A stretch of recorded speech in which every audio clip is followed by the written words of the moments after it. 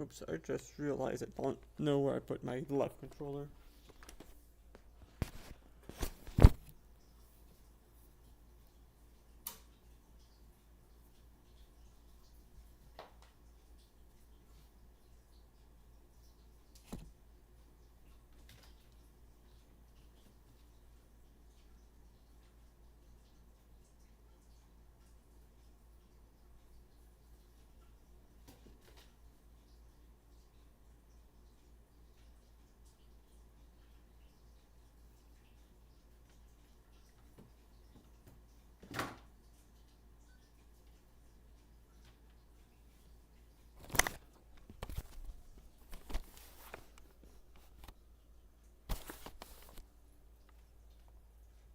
Alright, I forgot to start live.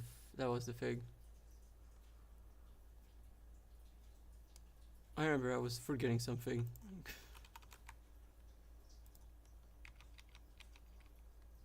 You know, sometimes you just know.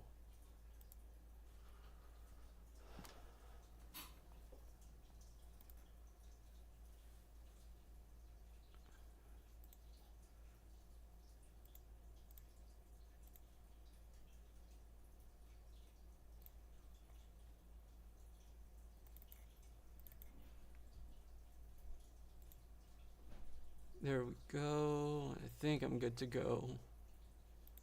Well, no, I don't have live up. I just updated the thumbnail, but now let's go start live, then let's test.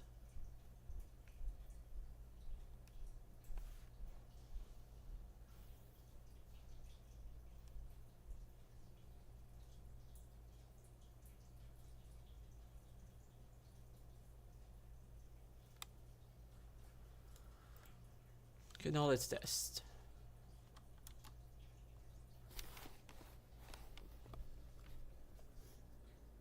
Oh, hi, Chadas. Oh my god. I'm about to log on. I mean, to be fair, it's not like I'm gonna do anything too exciting. I'm taking down the pyramid scheme again. It's a mission that never ends. Well, it is gonna end eventually, but not anytime soon. And that is why that's gonna be considered impressive.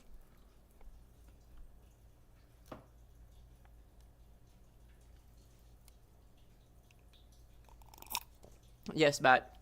We are in fact so back. And also, if people want, I might also do a breakdown of...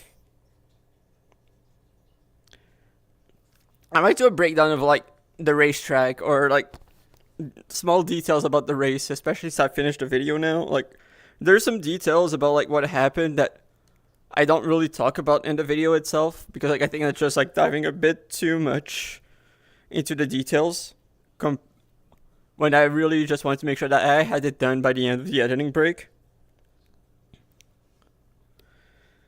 And also because, like, I mainly wanted to prioritize pace with this video, and not necessarily go into as technical as I do a lot of stuff. Thanks, Matt. Honestly, I'm so happy with how it came out. Like, especially considering, like, how rushed compared to my standards the video was. Like, I think that it's like, I didn't really sacrifice quality with that one. Like, I think everything came together pretty nicely.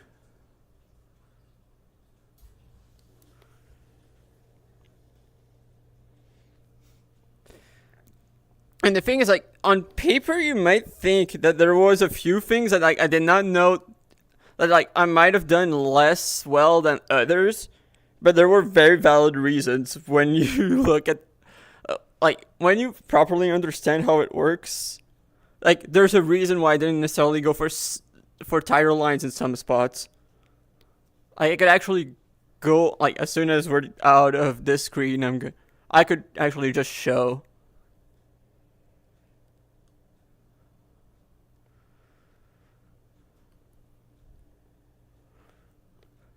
Because like, obviously, like the video said, like, I do know more about land mounts than most people, because I've been stuck on those for so long.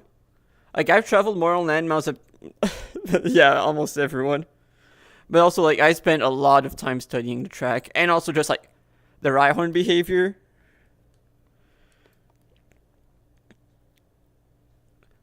And yeah, like when I missed the Shake's maneuver in the final race and that I was still ahead, it was basically all because I was better at cornering, because Hawk was still behind despite like knowing the secret to the start, which I only found out after the race, like why they were so quick on the start.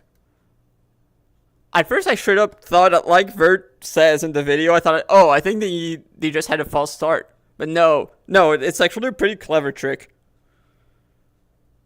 I'm actually gonna show it, or show what they did. Oh yeah, this is my Beldum shiny hunting spot. Like the current snack setup makes it so that actually, I'm gonna turn off the shaders because like right now it feels like it's lagging a bit and also just a bit hard to see. That makes it so only Beldum can spawn, and I put a citrus instead of a starf because they take so long for any Beldums to show up. Yeah, it was. Honestly, the amount of cheering going on was so nice. And also, kind of made the video, like, Casey, Callie, Vert, and also basically everyone. Like, the amount of cheering honestly just added a lot to the hype.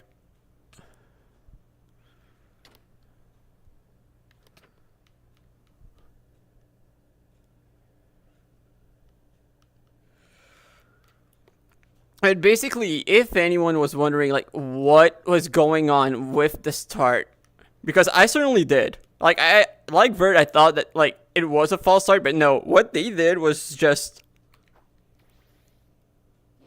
they started building up speed by just intentionally staying on the pillar. And then when it went down, they just went like this. Like, I think was what's up Jack found out from Camp Whooper found out.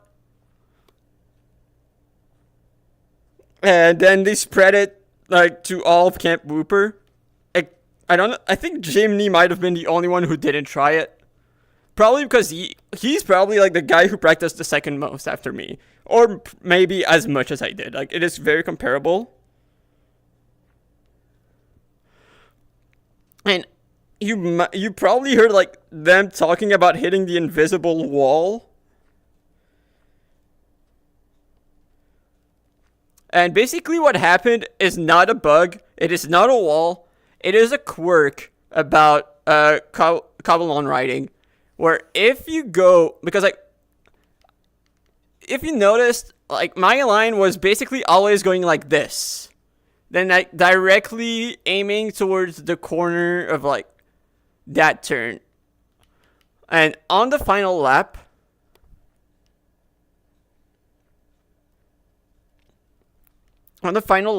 what both Wilson and Hawk did was they went up here tighter, which basically means that you kind of have to adjust to take the next turn. And what they did to properly adjust is they basically go down here and up here, and basically by going up without touching going down without touching the ground and hitting that part of the block, it kills all of your momentum. It's not an invisible wall, it's really just like you break your ankles is how I call it. Like, they just broke their ankles because they just went like this. Like, kind of down and then... Yeah, like, how you can see that, like... Sometimes, like, when getting there, like, you just keep falling down. That's kind of what happened there. And that just kills all your momentum as you just fall while hitting, like, the wrong spot of the block. Yeah, that's what happened to them. It's basically the same thing that happened in this final race because like Aled finished last by quite a lot, and the main reason is because Aled kept going for one mistake. And it's at this part of the track. Like, sure, water can slow you down, but here, like, we're not in the water long enough for us to actually be slowed down. So you just take it full speed without jumping. You just take it full speed and then you're just going to be fine. What Aled did is he tries to jump over the water. which it's really not something you want to do because you can just basically the same. You can just break your ankles. You can just break your ankles, and that's what happened to him twice, I think. And the other part where my line is worse than you saw Hawk and Wilson do is heading right here. I intentionally exit large because especially with limited visibility, I just want to make sure I'm properly aligned long in advance toward Rhyhorn, please. Raikkonen, please. Basically, I want to align myself in advance so that I don't really need to take an angle and then hit the right spot while getting to the stair. Because the slab can work, but from what I've seen, it's quite tricky. This one is very tricky to get right. The stair tends to be more, the stair right here tends to be more consistent if you try hitting it a bit more on the left side. It's you kind of want to take it straight ahead and make sure that you're not too far to the right, and then you just don't lose speed. If you hit it like that, and then you start turning left when you get here.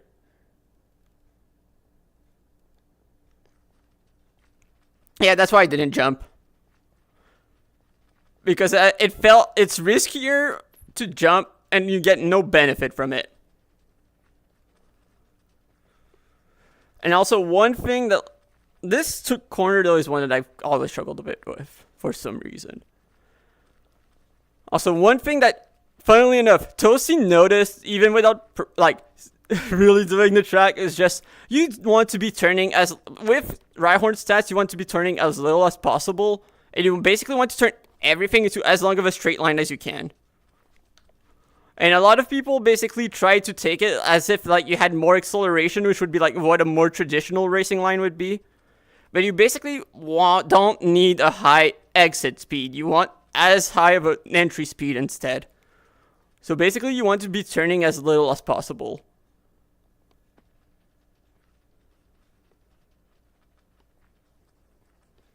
Yeah, Matt. Well, who knows?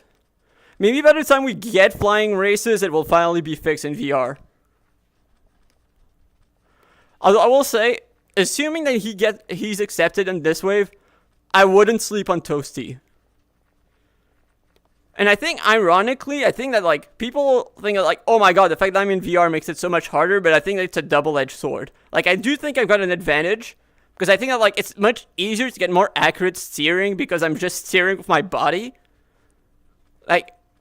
I don't necessarily have shaky hands or anything. That way, it's just I know where I want to turn. And also makes it so much easier to build muscle memory. Just it's just actual full body physical movements. It's much easier to build muscle memory that way.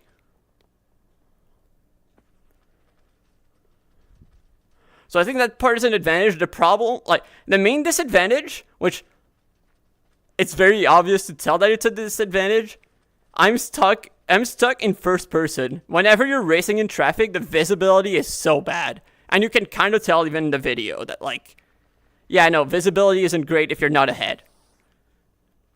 If you look at everyone's VODs of the race, no one is in first person. There's a reason why. It's because of visibility, not great. Now let's go back to today's mission. Yeah, true. Yeah, it would have been so bad.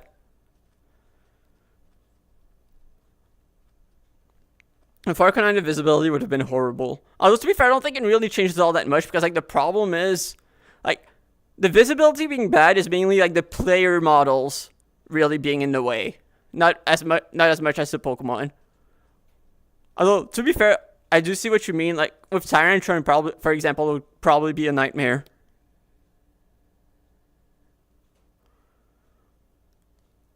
Because, for most racetracks, I don't necessarily need to be looking down. I just need to be able to look ahead and just see, the equivalent of what we'd call breaking points here. Also, oh my god, I'm starting to have so many shulkers.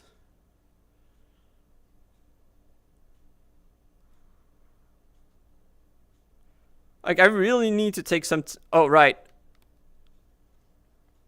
I really need to take some time to build a base at some point. I might start building something here, actually. Like, not necessarily something big, but like, with the amount of time I spend, in this spot specifically, might be a good idea. Like, I've actually started farming trees here because, like, I've placed them, like, on the 10th or on the 9th. And as you can tell, I'm nowhere near through these. Like, I've probably spent over 12 hours. They take forever.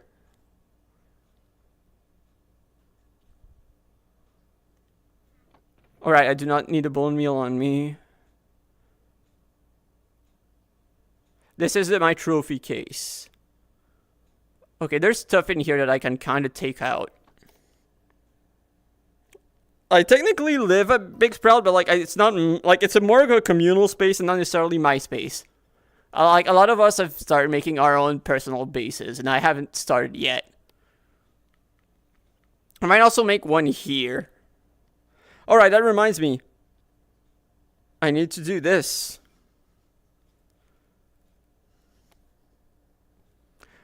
Like, it is a living space, but it is a common one.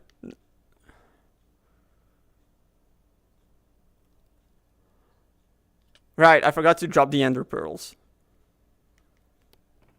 Not in this chest, in this chest.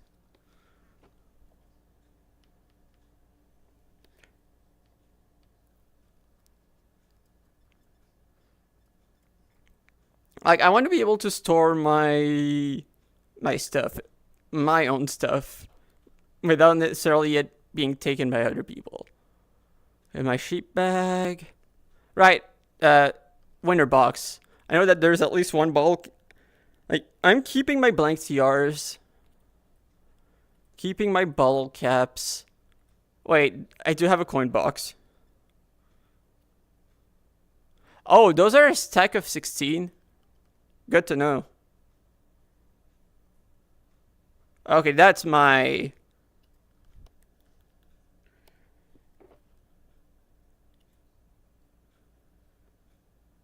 least favorite box so far.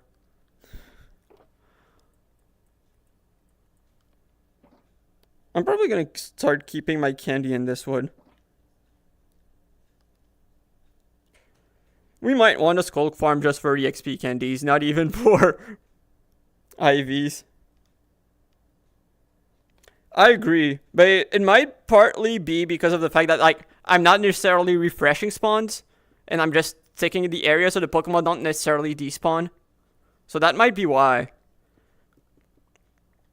And also, I'm not necessarily paying the most attention. From what I've seen, neither are you guys. Yeah, I did. I did when I was digging for the Yamask. Also, we're finding out what the quest for this phase, well, not the race quests, but the rest of the quests are gonna be like at 8 PM my time. So in like 5.5 hours. I might stream this evening too for that.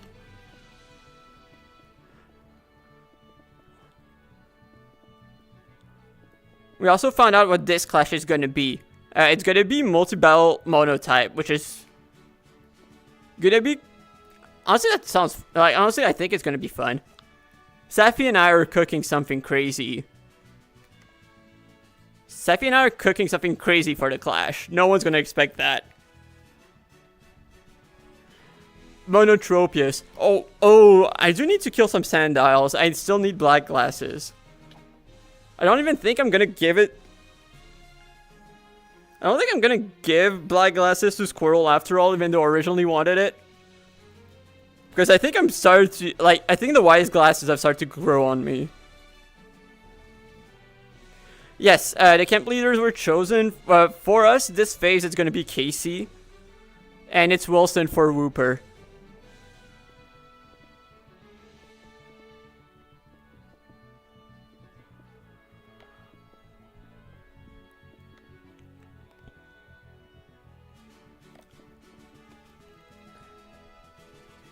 And honestly, I did not expect at first that this would be the the racing video would be my first video from Camp Cobblemon. But like when the race happened, like everything that happened, I was like, oh, okay, never mind. I was originally going to make like a general Camp Cobblemon video, like a week 1 or phase 1 video. Then that happened and I went, okay, this works so well as a standalone. I have to do that first. Like, sometimes their storyline just falls into place like that. And I'd be a moron to just not fully embrace it.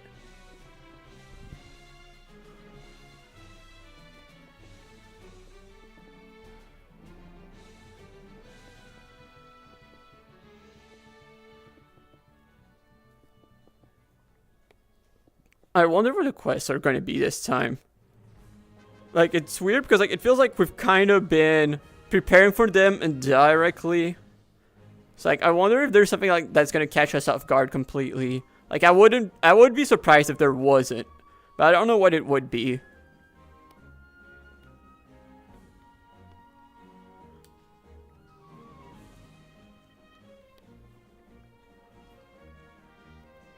It's so crazy the amount of shulkers we've been getting.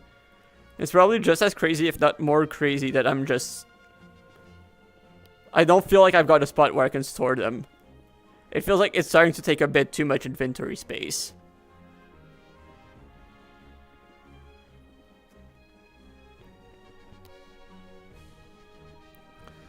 At least for me, that's how it's starting to feel. So wait a second, I just realized, like, I was watching the VODs yesterday because I needed some clips for the race video, and I think I have the music in my VODs, and I don't want that. Let me take a look. No, I don't. Oh, wait. How is it? Oh wait, no, I'm looking at the wrong thing. No, I'm not. Hi, Toasty. How you doing?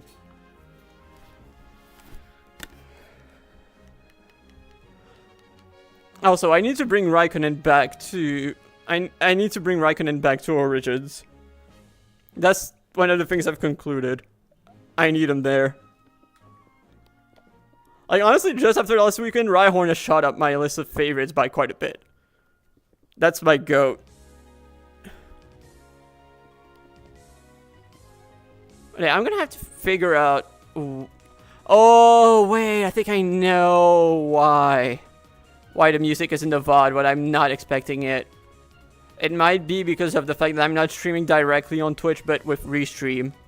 So, like, with probably Restream does something, like, janky, where it's not treating them as separate tracks like the way that OBS does. I might have to look into that a bit.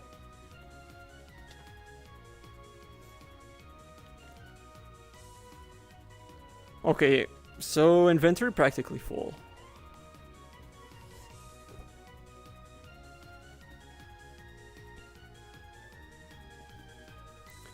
Also, I will ask in advance.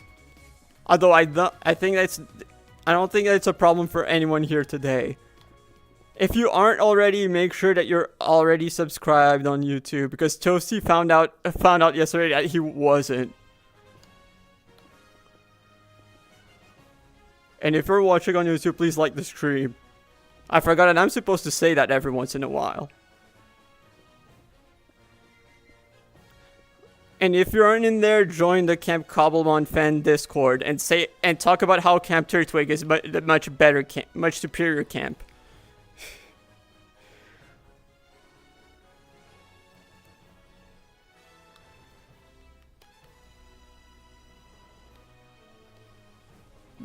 Toasty, we keep exposing Matt. We keep exposing Matt for choking with Dracovish. It's about time that you finally get something going on for you. You shouldn't be safe all the time. Right, Matt?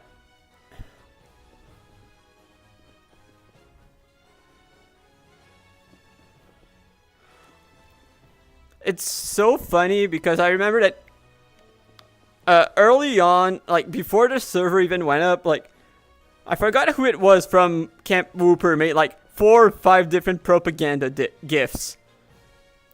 And one of the counselors said, okay, Turtwig, what are you guys doing? Like, what's your PR department doing?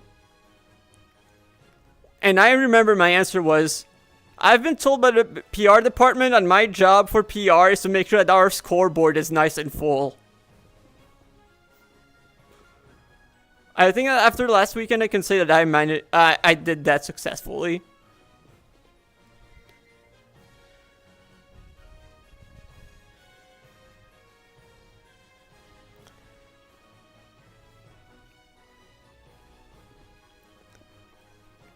You guys saw my performance when it came to the 3 shinies. I pulled through. And you did see the Yamask did a difference. And you know what that means if the Yamask did the difference? This is making a difference. Taking down the pyramid scheme helped the team. We are doing something productive, even if it looks very, very stupid. That is a lesson we learned.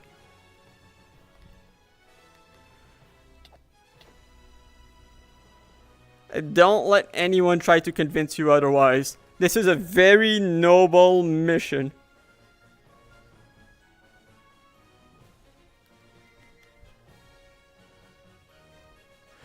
And yeah, Matt, Champ is now out on mobile.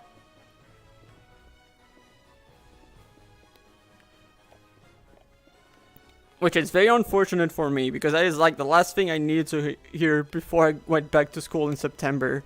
Well, August actually.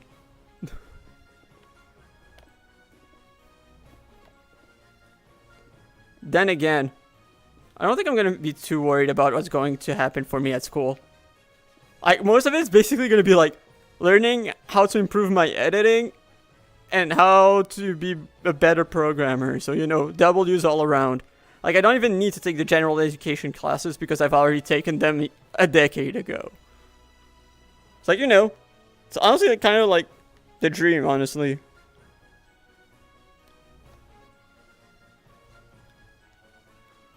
No, actually, the dream would be getting paid to do all of that. But you know, can't say that's a loss.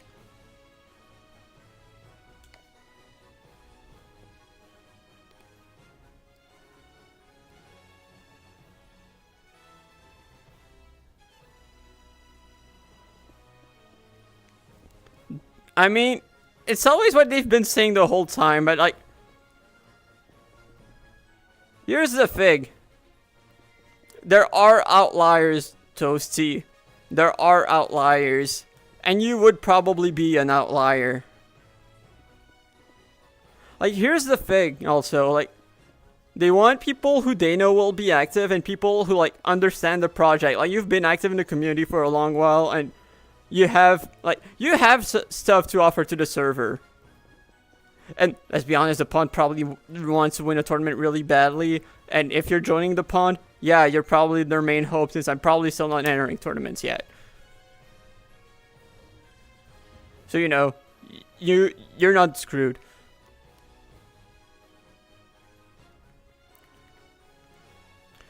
Fair enough.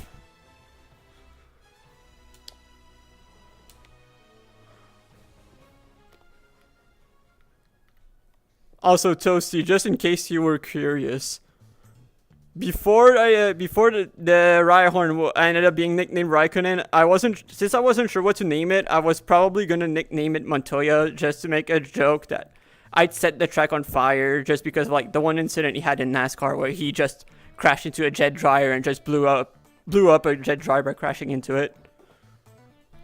That is still one of the funniest things ever to me.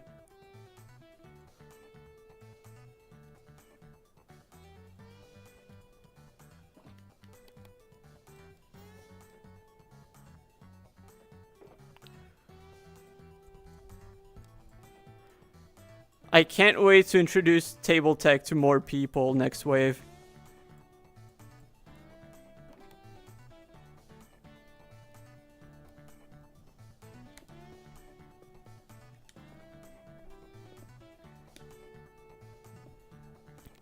Anyone else a big table tech fan?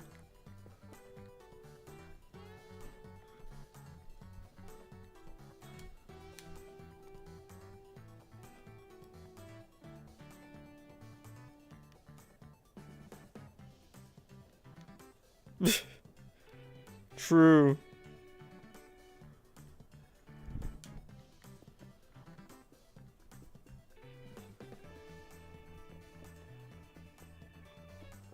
One of the counselors nicknamed the Rhyhorn after Verstappen, but I forgot what the nickname was. I just know that it wasn't as good. And fun fact, Toasty, your favorite F1 driver is also Real Hawk's favorite F1 driver. He nicknamed his Rhyhorn after Lando.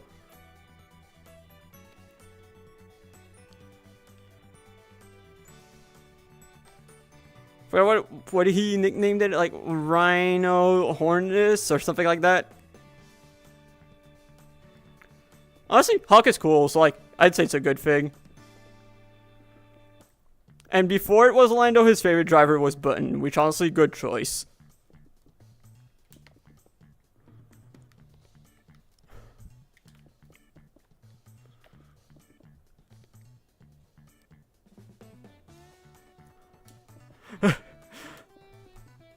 He keeps slandering him because during the Camp Clash, him and Vert had an exhibition battle, and Real Hog did not necessarily battle well. Like, he just had an amazing matchup. What is that over there? What is that?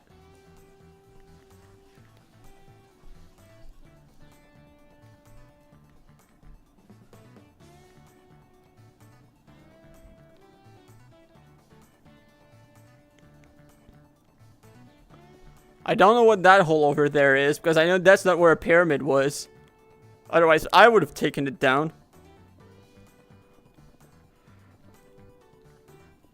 Remember, we have a mission to do around here. And I can't wait to move on to the next layer. Honestly, I still have I need to count how many layers are left. Because I'm curious. Like, I know that it's going to be many, but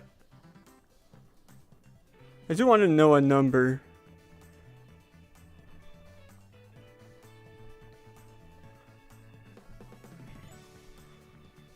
And I do know I want to be done eventually. Can't be too soon.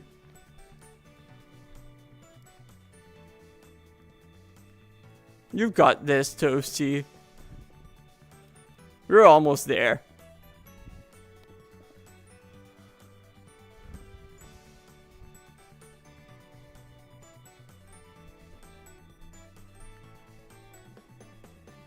Here we go. Oh, we're almost there. That's what I like to see. I hope I can get a full layer after this.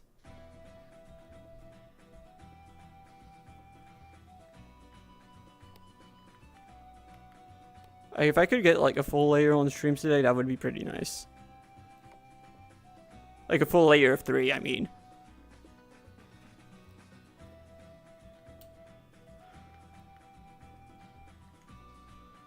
I do not even really see the difference between efficiency 4 and 5 here. But like I could tell when we're doing the Yamask spot. True.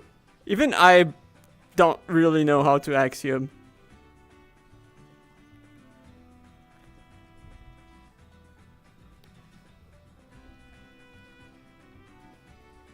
We're almost... Oh yeah, we're almost there.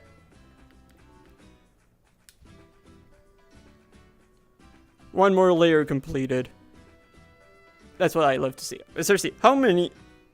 1, 2, 3, 4, 5, 6, Lego, 8, 9, 10, 11, 12, 13, 14, 15, 16, 17, 18, 19, 20, 21, 22, 23, 24, 25, 26, 27, 28, 29, 30, 31, 32, 33, 34, 35, 36, 37, 38, 39, 40, 41, 42, 43, 44, 45. Yeah, I'd say like 45 probably. So, oh yeah, that will take a long while.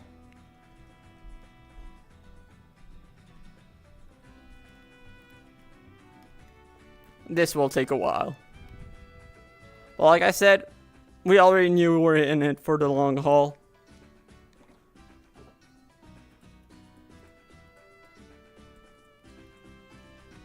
Now let's pick this stuff up before we go down.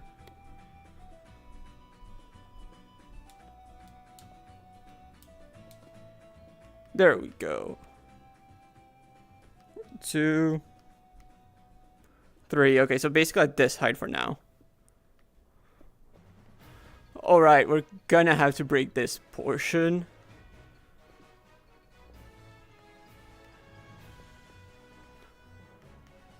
And that is gonna be a bit easier said than done, honestly.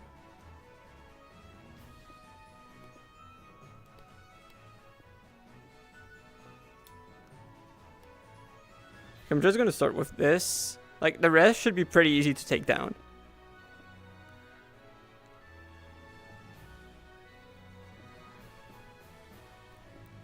Remember that this hole specifically is the only part that's ever been useful of the pyramid scheme.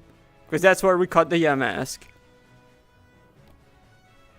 But do not forget to keep calling it a scam. Because that is still what it is.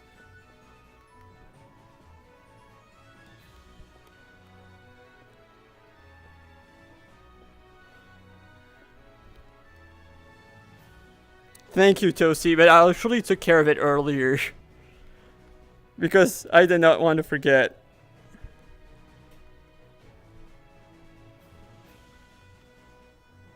One, 2, 3. Okay, this is third.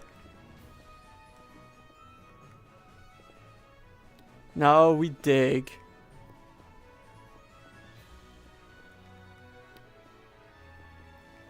I'm gonna accept the hole. Like, honestly, the way that it's currently set up, it works pretty well to continue digging.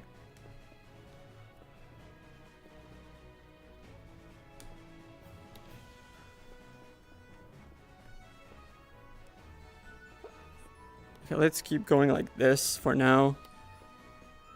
I gotta start with one corridor. That's how I usually like to start it. Then I can start placing things down.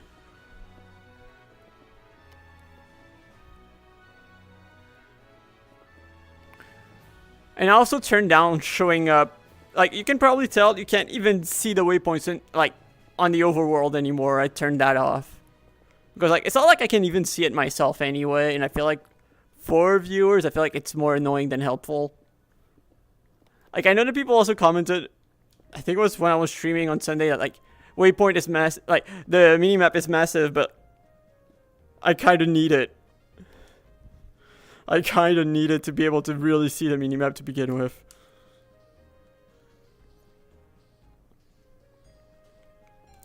It might almost be better off to turn off the EUI for you guys, but I feel like it's still more practical for you guys to see it. But I might be wrong on that. Like, I think it's actually quite helpful probably for, like, when there's battles going on, but outside of battles, I don't really know how helpful it is. Like, I feel like it might be more convenient. It might not be, I don't know. Like, I wish that I would be able to, like, set things differently for, like, what's showing up on my wrist and what's showing up on desktop. And actually just be able to hide my wrist for you guys. And you guys just get a proper, like, more desktop-like view. I feel like it is more convenient. Oh my god, I thought that I filled this part up. I thought I filled this up. Oh, wait, I think I know what's going on. I think it might have been the part that... Is it the part that, like, maybe dug into? Maybe.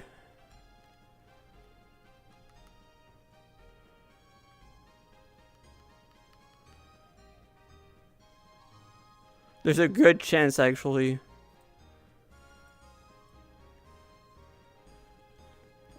Because, like, I do not want to fall into that.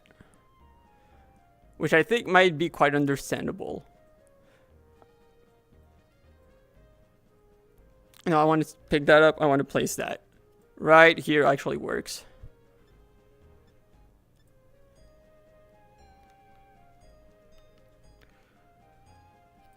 Okay, let's place some sand.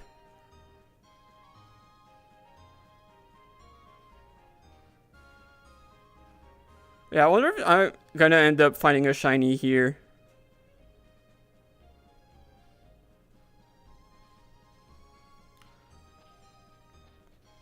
Okay, there we go.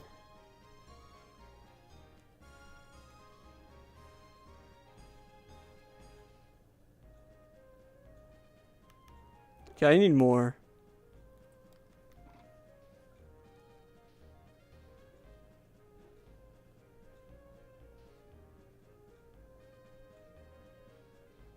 There we go. Oh, that's taken care of. Oh, right. I forgot my Paxel. I did not take the time to repair my Paxel.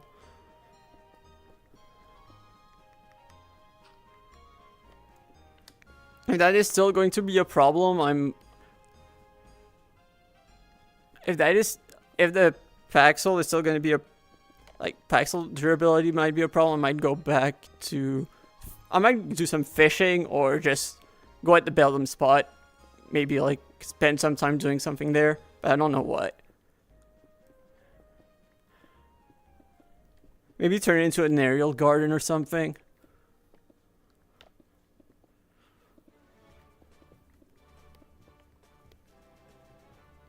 I don't know. At this point, I really don't know what I could be doing there.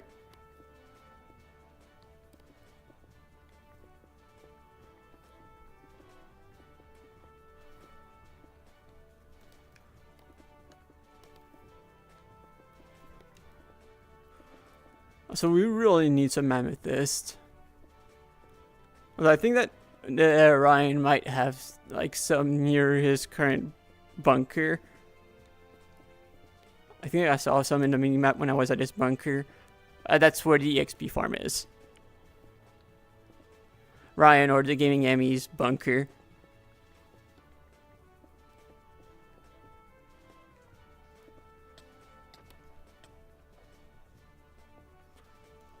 Come on, silly Cobra.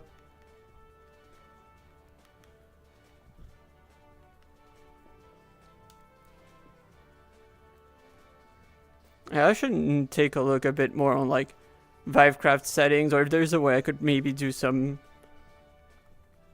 of my own work. Let's fix some stuff. I don't know.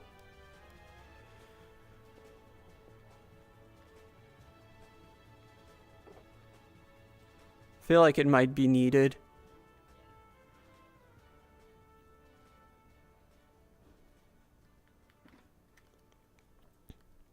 Okay, and now, yeah, let's try extending it a little.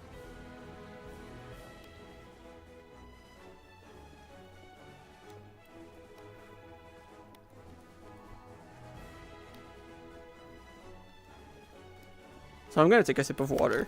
I kind of need it. Also, wait. Right, I turned on the light trying to find...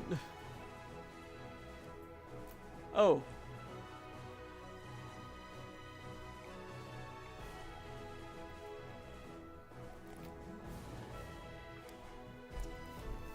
Explosive for what? Also, for some reason... Okay, let me restart Live, because for some reason it's not making the messages show up. Because, I'm not getting your last few messages.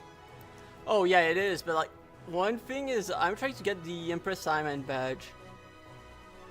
And I'm not gonna get that. I'm not gonna get that if I just go for explosives, or even just use hammers.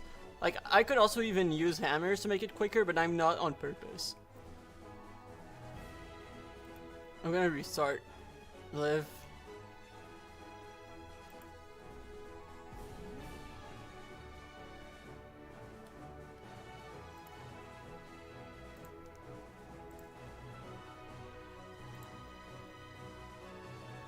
Oh, that badge is just impress Iman in some way. Oops, I accidentally pressed start playlist, which is...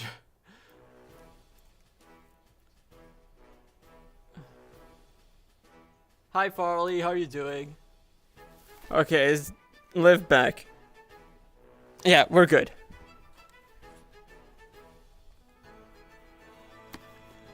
So basically, I figured that taking down the entire pyramid by hand, one block at a time, like this, Who wouldn't be impressed by that? Like, that is a display of dedication that you will not see anywhere else. And that is the main reason why I'm taking it by hand. Like, I'm still committing to the bit because I do want to take it down out of pure spite, and I think that's just a funny bit, but like, block by hand to impress, I think, is really the way to go. Doing good. Doing good. Like, honestly, very proud of the video I finished. I'm happy to take down my nemesis of Camp Cobblemon, because there is still no Golurk showing up.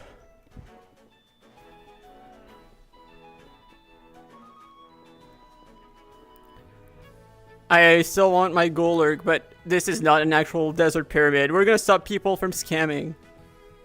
This is not gonna scam anyone else ever again.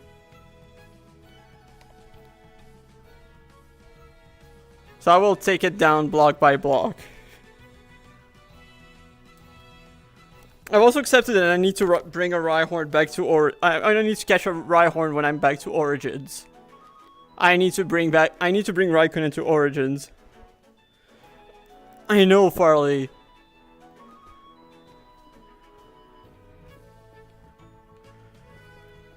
And out of spite, it means that this pyramid has to be taken down. Like, there's no ancient city on the map. I looked at... We were multiple people who looked throughout the entire map. There is not a single ancient city. There is no jungle pyramid anywhere. And this is the only desert pyramid, quote unquote. So there is no Golurk. There's also no Gimmighoul. There's also no... what's his name? No Honage. I think and to make it even more insulting, there was a quest for phase 1 for whoever caught the most ghost types.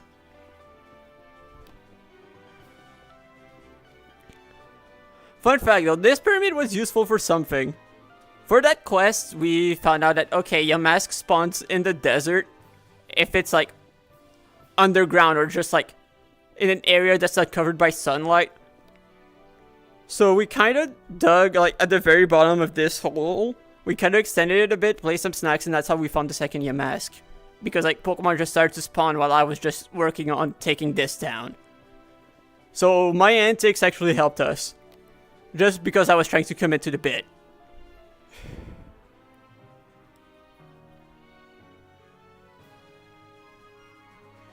What do you mean nerfing Vert? Vert is nowhere near as nerfed as I am. He can fly at least. Well, I can technically fly, I just don't... Blastoise is like so broken that I can't even fly on him. Like, I can technically fly on rockets, but like, Blastoise starts going in circles before I can pick up any speed on it.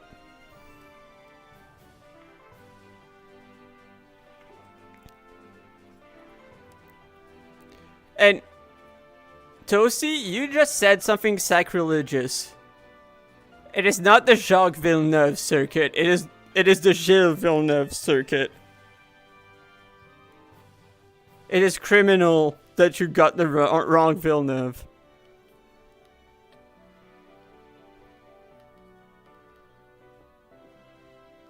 It is criminal.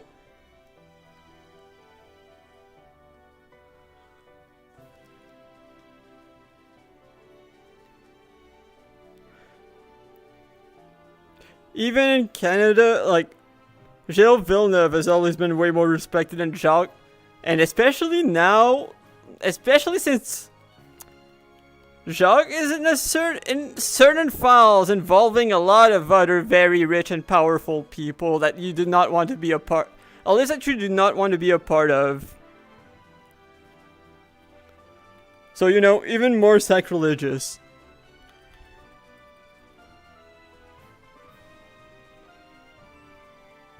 He's in the files.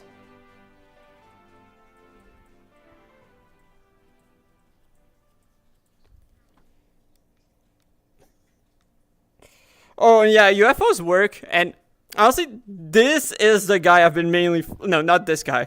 This is the main guy I've been flying on. and I've been trying to shiny hunt Metagross to use as my main flyer instead. Like, I can use UFOs, but like, I can't use rockets.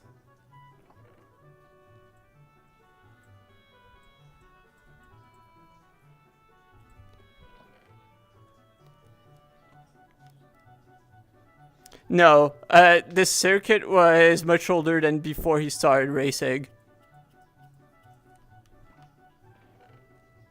And even if he was a champion, most people will agree that he was worse than his father as a driver. Like, still a good driver, but not as good as his father.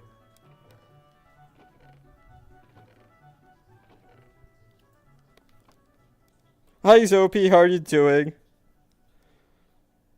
Yeah, I did. Yes, I became the best racist of... I became the best racist of Camp Cobblemon.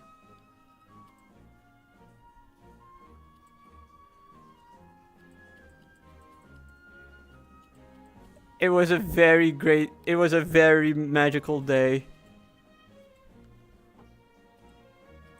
Someone also made the same joke in the comments.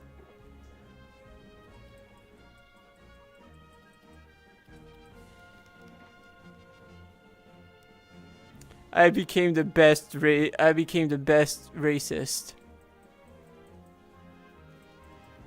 Thank you, Raikkonen. I wish to become the best racist, like the very best racists out there, Lewis Hamilton and Michael Schumacher.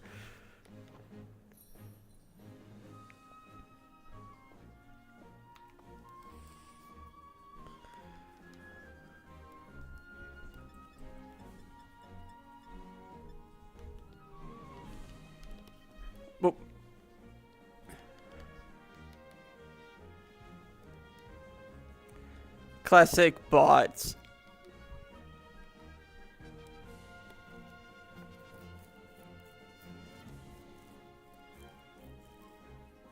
Yes, I could. Are you doubting Raikkonen, Farley? Raikkonen could do anything. Also, funnily enough, later the same day as the race, we did a relay. Well, we did 2 relay races, and one of them was with any Pokemon, like basically Species Claws race.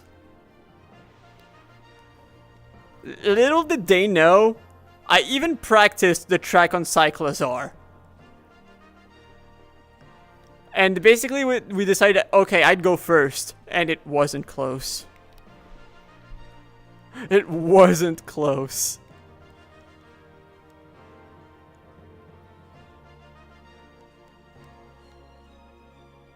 Well, actually, you know, Farley, it depends. Would Raikkonen lag? That is a real question. It depends on if he decides to lag or not. If Raikkonen chooses to not lag, it is so over for anyone. The moment Raikkonen chooses to not lag, it is over for everyone.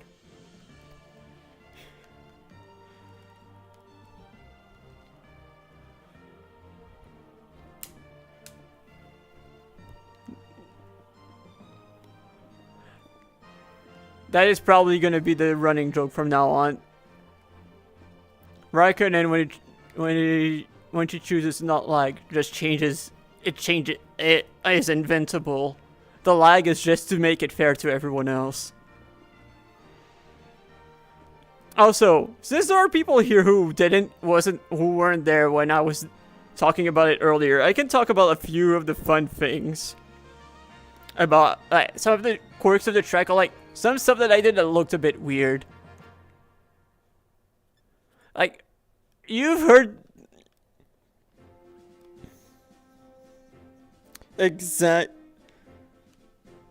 Possibly, I do not know anything about Uma Musume.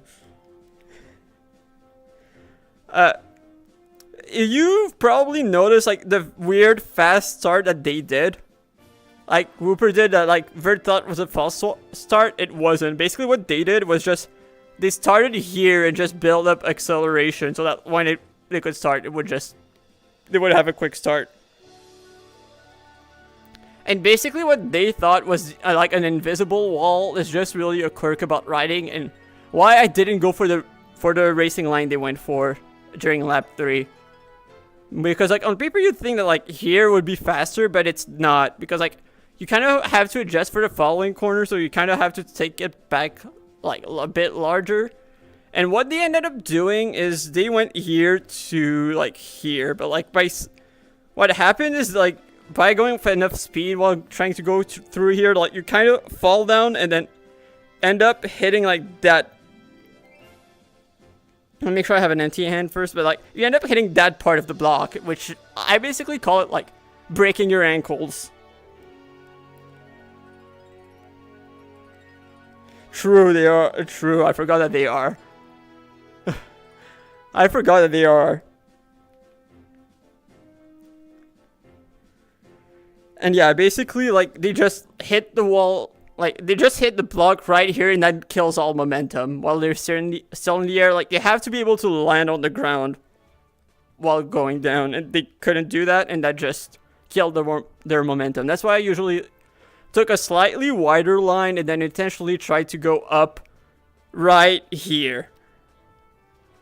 And then that just gives me a straight line when we get here.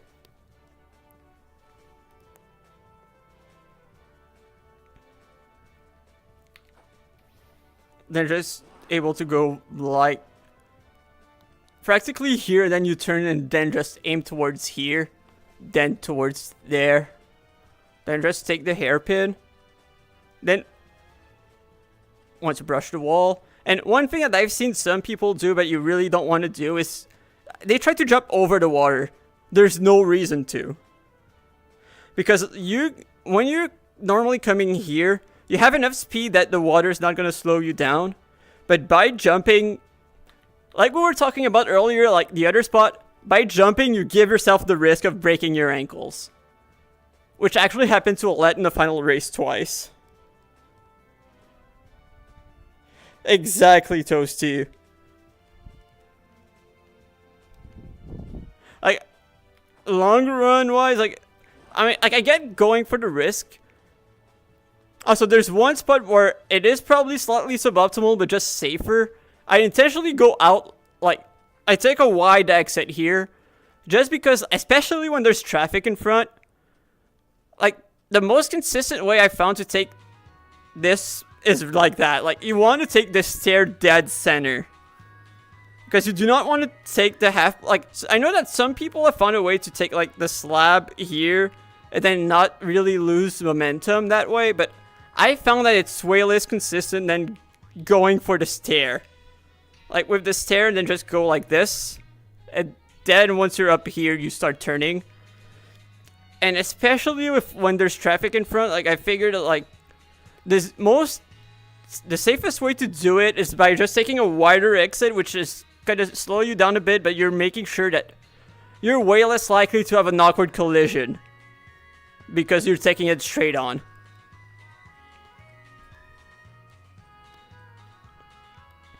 I agree, Toasty. I agree. I think that they didn't expect it to be like that. Like, I think that a lot of people, I will include myself in that, just did not really know a lot about, they didn't really know a lot about the riding mechanics to really, like, when it came to the circuit design. Because, like, I would say, like, yeah, there's, in my opinion, the shortcut is really poorly designed, because if the like it completely ruined the race like that, I don't think it's really well designed. But that's my opinion. Like, the rest of the track I think is fine. For me, it's really been the shortcut where, like, I respect, like, the technical, like, the complex aspect of it, but, like, when I have to rely on, like, making sure that that doesn't happen, yeah. Not fun. I'll put it that way. Like, I don't know what causes it. I don't know why, like, when I've been practicing before, it wasn't really a problem. I don't know why it just started becoming a thing.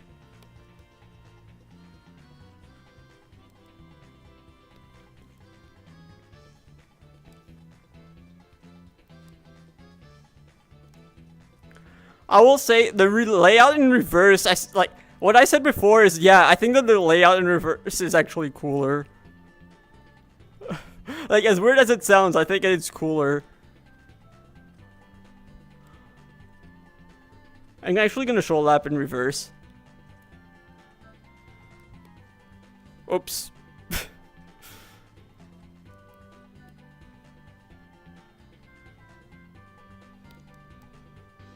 Yeah, I'm gonna do that once I get to the start-finish line. Like, I also like the reverse layout because I think that your starting position matters a lot less.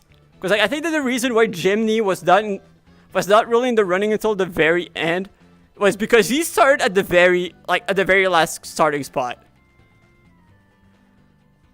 Like, he started here, which, considering that the first corner is right there, is such a massive disadvantage. Like, with a long straight like that, the starting position matters a lot less. Which is why at first I thought that, yeah, this is how the circuit is gonna be run. Like, I think that, like, that is probably like like, we were talking about the shortcut. I think that was the most poorly designed part of it. Like, where the starting grid was, I think, was the worst part. Okay, so like, you've got the jump here, then you actually want to. Okay, I kind of messed it up a little, but I think you see what the vision is for that, which is like... Yeah, but like the thing is, like, because there's no qualifying, it's basically like you hope you get a good starting grid for absolutely no reason. But you want those, like, I'd say, like, because of that, you want the long straight line at first, and not just like a few meters and you're immediately in the first corner. Like, it's good that, like, the way they made it, the very first grid, like, the very first starting slot is not necessarily good. But, yeah. Actually, you know what I noticed? I did mention it briefly. Like I said, like, because of, like, the elevation change, this is not necessarily a good starting spot. This is the best starting spot, and is it a coincidence that it's a Whooper starting spot? This one is good. Like, this was my preferred starting spot as a Turtwig, but this one is also quite okay. Which, again, Whooper, and then those two are really bad. But I didn't notice that... I didn't notice that the better starting spots were for Whooper. I can't say I didn't notice.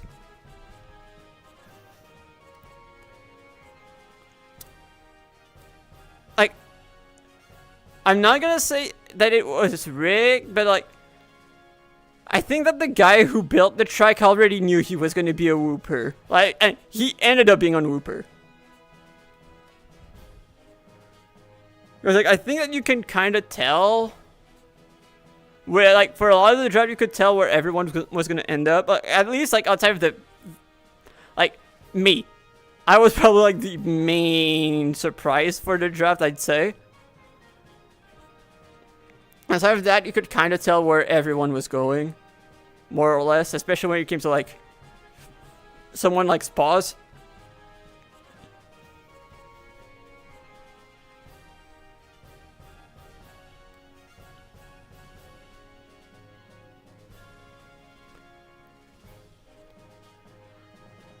But yeah, like, I would say that, like, this layout is more fun.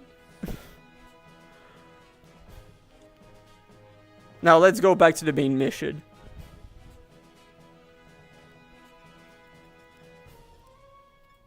But yeah, at this point, like, I feel like it is not a coincidence, but I feel like talking about it would have fallen in a bit too much too.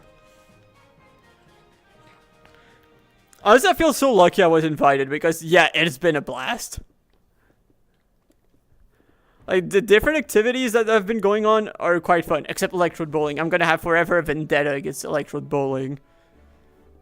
Mainly because PCs and I don't mix well, like, Cobblemon PCs and I don't mix well together for some reason.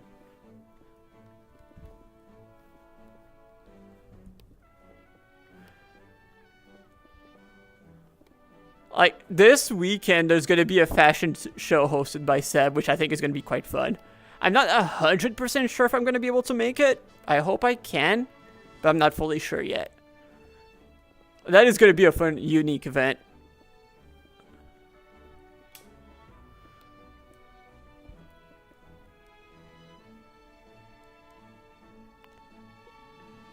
Yeah, probably could.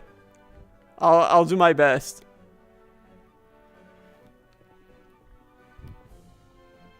Like this season, I would not have been able to vouch for anyone. I was one of the last people invited. It was like, yeah, I was basically like one of the very last people invited. Like, I think that I'm leaving a good enough impression that I'm probably gonna be back for future events for my man. But I also know I will, like, even if I'm back for future ones, I know that I'm not necessarily gonna have the biggest pool, though. That is something I have to admit. Like, I'm no vert, I'm no duck.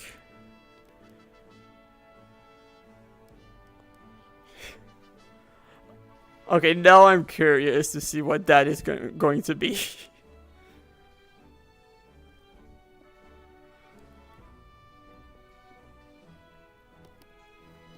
Yeah, like, especially, like, and the Rhyhorn racing, so far, easily my favorite event. Like, I know that there were plans already for racing to come to Origins. I can't wait for that. I can't wait for more racing. Also, actually, this week, like, there's gonna be a makeup race event on the server for people who missed it. And people who competed are allowed to participate, but, like, I can't win anything from it, which I don't care. I just want to race more. I don't care. Like, the reason why I practiced so much wasn't just because I wanted to win, just because it's been fun.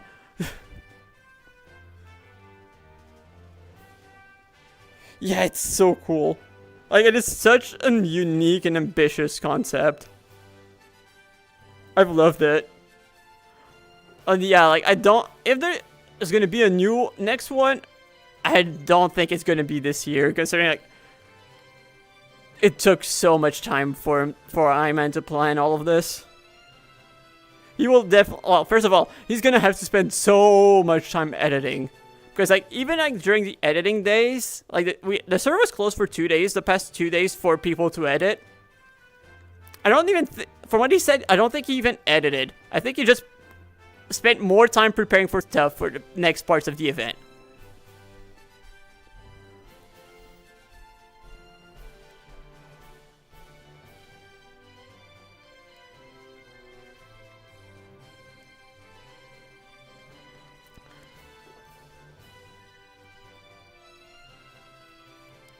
Farley, that does not make what I said any less true, though. Like, I don't disagree. But for now, I don't think I have that much. Like, I think that, like, if anything, right now, I'm nothing more than potential, man. I'm grateful for the opportunity. Like I've been given currently opportunities that I'm, like, people at my current stage do not get. So I have to admit that, yeah, people, I guess, see something in me that, like, they see something in me, which is very nice. But it doesn't mean that in my opinion, it doesn't mean that I've reached the vision. Like, I might be getting there. I'm probably, in my opinion, I'm probably slowly getting there. But I'm not there yet. It might be imposter syndrome. It might just be a lack of confidence. I don't know. But, like, I think that, like,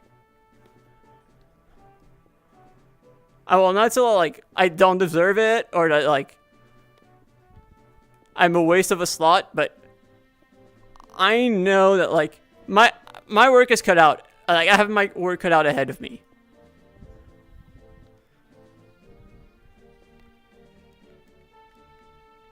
Exactly. Zobi, I think that you're awesome.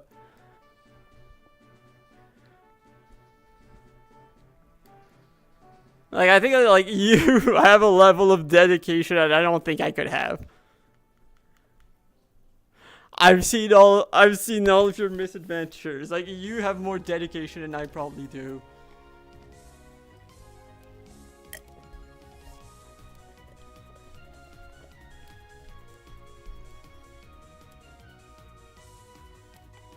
And finally, I do think that, like, even if I say, like, I don't think I've got a lot of pull, I will not say that I think I'm doing poorly in the event. Like, I think that Iman likes my antics. Like, I think that he finds my antics quite entertaining.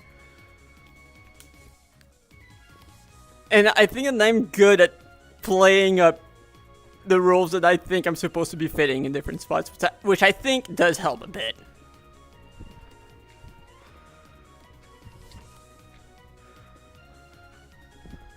Like, I'm not gonna say that, like, I don't think, like I said, I don't think I've wasted my spot, but I think that, like, yeah, even if I'm doing well doesn't mean that, like, I have the pull.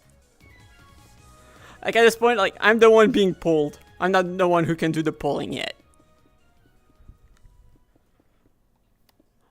Like, I don't think it's me selling myself short as much as it's me understanding my current position. And I will clarify and make sure that I say current.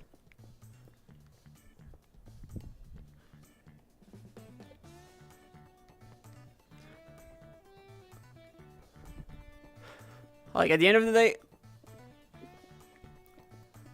who knows what the future has in store, but right now I can only speak about the present.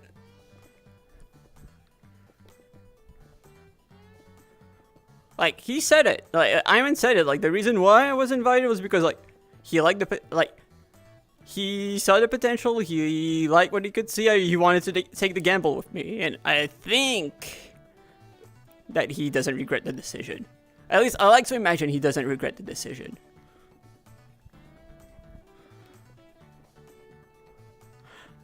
Like, I think, like, I've been good at being a bit cheeky without necessarily, like, pushing too far. At least, like, I think that also most of the other creators and even the counselors, I think, like me a bit, quite a bit. At least the ones that I've interacted with.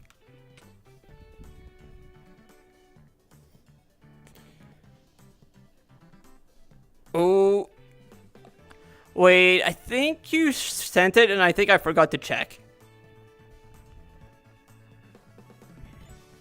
Yeah, I think you sent it, Zopi, and then I forgot. Because, like, I think I had to go immediately after and then forgot after dinner, after I went to eat dinner.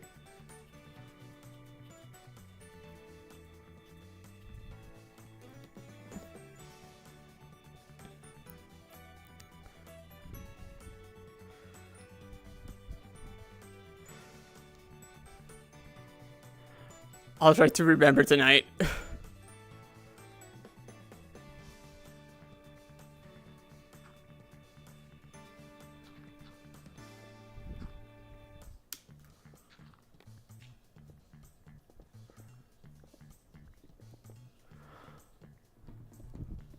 Anyone else hate pyramids? Especially fake pyramids?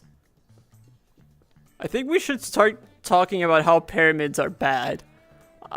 Why would they make triangles in my cube game? Like, let's talk about that. How messed up are they to include pyramids in this? Triangles in my square game? Now we've seen everything. Next they're gonna try to include... Then they're gonna try to include spheres. That can't end well, right?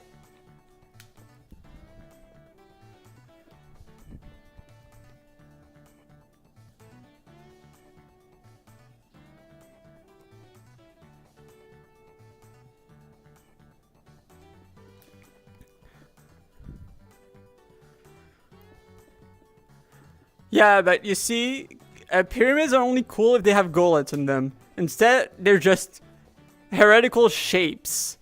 Like, burn these pyramids at the stake. And then make some steak. Yeah, some steak would be nice. I wish we had cows. I really wish we had cows. Cows would be pretty nice for on this.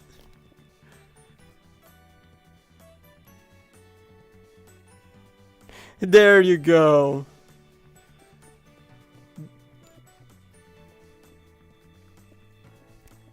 I'm gonna turn this place into a fishing oasis. That's currently my plan. I don't know how big I'll make the oasis, but this is gonna be a nice fishing oasis. I don't see what else it could be.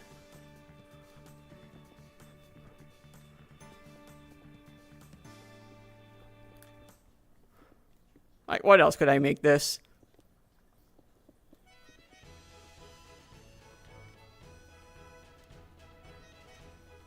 Okay, Zopi, here's the reason why. Because fishing is peak. Do we need another reason than that?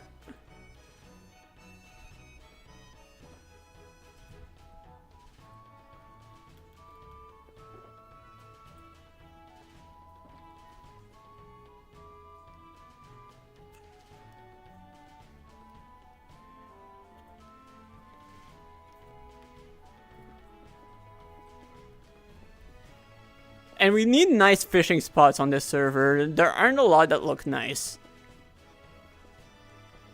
We need fishing spots that look nice. I'm not gonna say that there are none, but a change of scenery every once in a while is nice.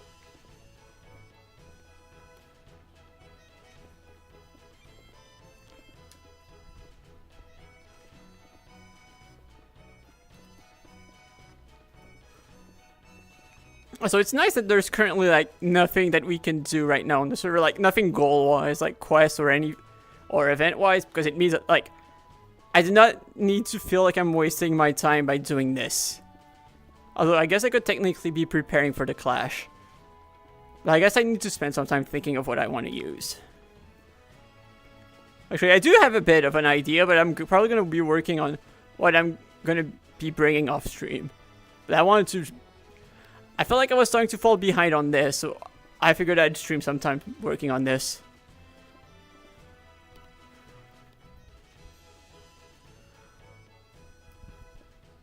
I think that the desert cube might be a future idea, or maybe I build that somewhere else. But here, I've already said it's going to be a nice fishing oasis. I don't think I can do anything but the fishing oasis. Oh yeah, this one also needs to go down, but I think I'm going to do that one off stream because I don't think it's as interesting.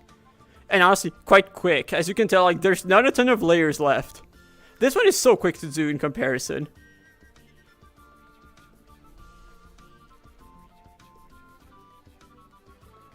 Oh yeah, I have so many shulker boxes. I'd even argue too many of them.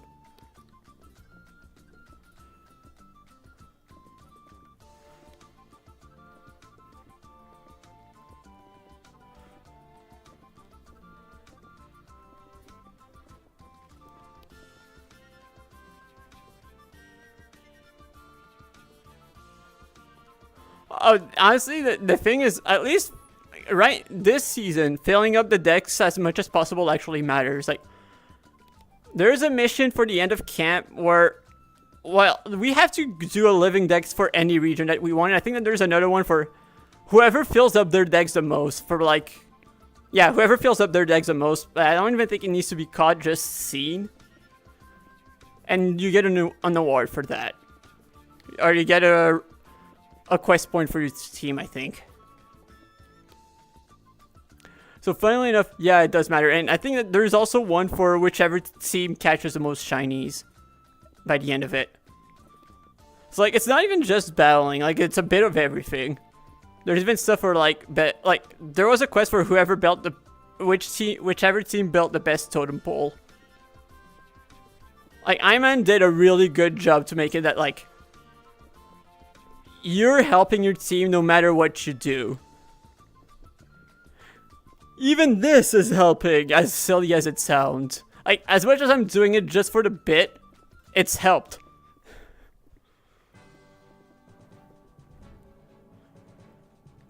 Yeah, I have a question. I might have an answer. I might or might not have an answer.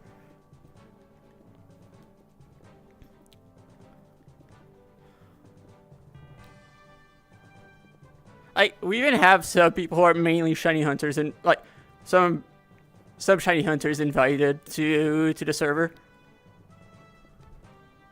Ooh, no, there's no breeding isn't in this. Breeding isn't in the server. We have ball caps, but we don't have breeding, and we do have TMs, but we don't have breeding.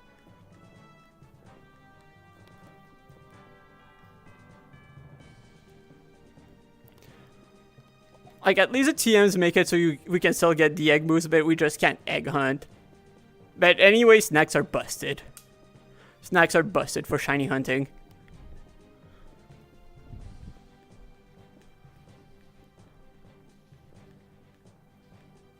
If you know your way around snacks, they're busted. But the real challenge is understanding the snack, understanding Poke Snacks, but because, oh my god, are they complicated.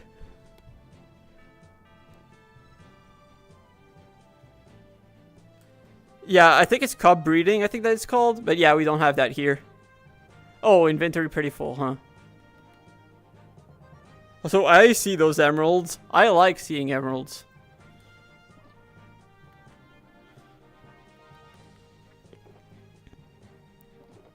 Oh yeah, that is the shulker. There you go. Oh my god, wait, really?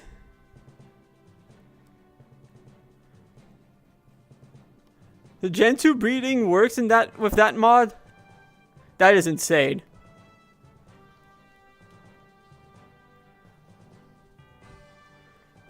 Farley, it's weird because, like, honestly, my luck with starve berries on this server has been amazing. Like, my main challenge hasn't even been the starve berries. It's been when I've been hunting Beldum, like, it takes forever to get a single bite. Like, at this point, I might start making a massive farm near the end biome that I'm hunting Beldum in.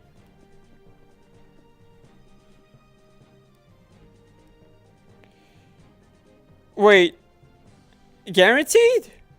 I didn't know it was guaranteed with Gen 2. Like, I thought it was like the odds are way higher because it's based off the IV. So it's like, I think 1 is 64 with the best odds.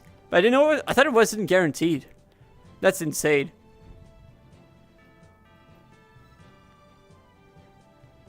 Okay, so I was wrong. Oh, Farley, like, the problem isn't necessarily, like, the spawn condition adjusting, because, like, I think it's just...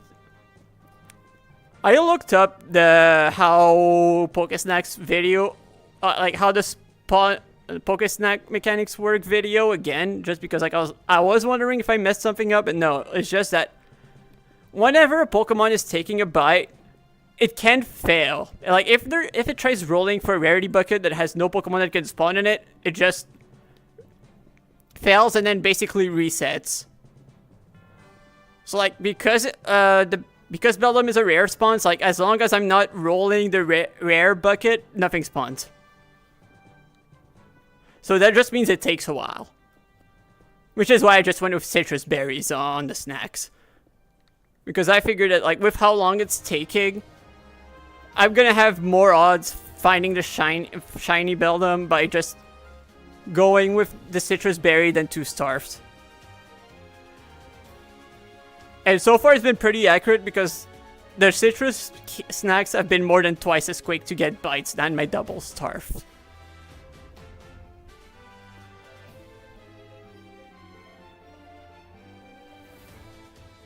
Okay, so yeah, in Gen 2 it's not guaranteed, but with the mod it is. That's good to know. That is kind of ridiculous.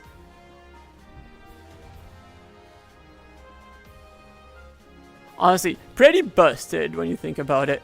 Does one shiny parent increase the odds, but just not make it guaranteed? Or is it guaranteed as long as one of the parents are shiny with that mod?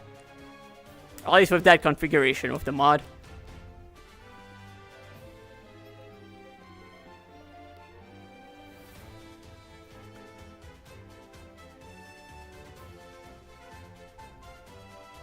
So I think that this is probably the quicker way to do this. Like, now that I'm, like, seeing the progress, I think that just, like, instead of trying to do, like, a cross and then just doing like half by half. I think just doing it like one down the center and then just expanding on either side is probably the quickest way to go through the layers of the pyramid.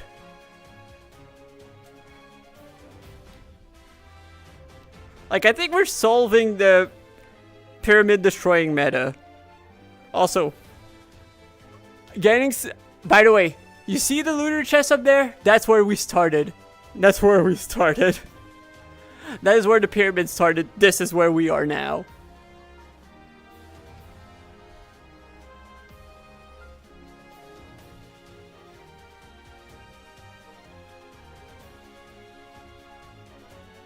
Also, I don't remember how well you're doing when it comes to YouTube, Zopi, but I know that Iman prioritizes, like, YouTube over, like, YouTube size over Twitch size, even though, like, there are people who can make it with their Twitch mainly. So, like, that is also something to keep in mind for next time, if you're trying to make it for next time.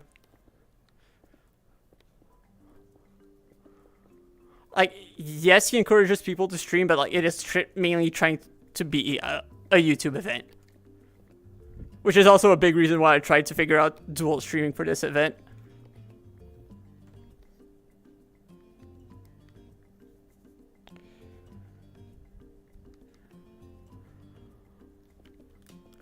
I mean, honestly, no. I did expect this to take quite a while.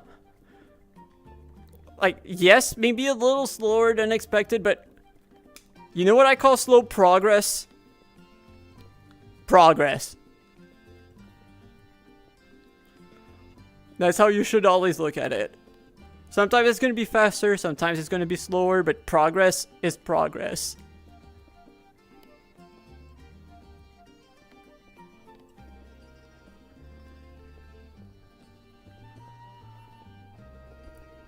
And also sometimes, like, even if I said, like, okay, now I think I figured out the fastest way, not always going the fastest way also is a good way to just making sure I don't go completely crazy.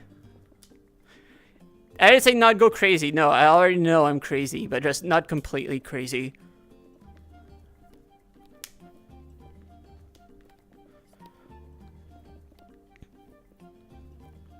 Otherwise, Zopi, if you're looking for a server to apply for, Cobblemon Origins, which is the main reason why I was even accepted into this in the first place, has opened their applications yesterday. There's 2 weeks to apply. I'd recommend checking that out. I cannot recommend it enough.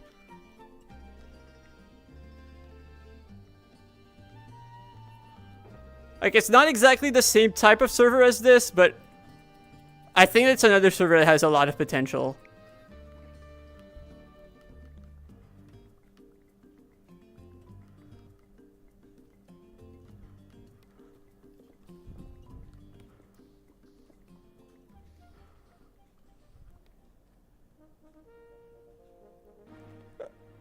Yeah, I don't need to apply because I'm already on it.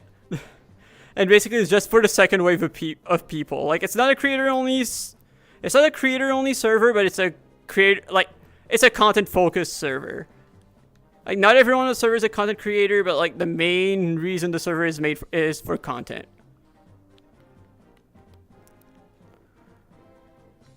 Like, it is a very long-term server. I would recommend checking some videos people have made of Cobblemon Origins to have an idea of what it is, and it will help with your application quite a bit.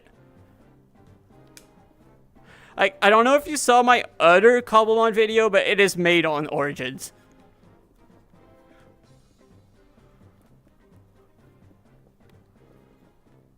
A lot of the people who are behind Cobblemon Origins are people who have also been invited to Camp Cobblemon. Like Vert, Duck, Seb. Makula is also someone who is not mainly behind the server, but it is like someone else who's very active on Origins.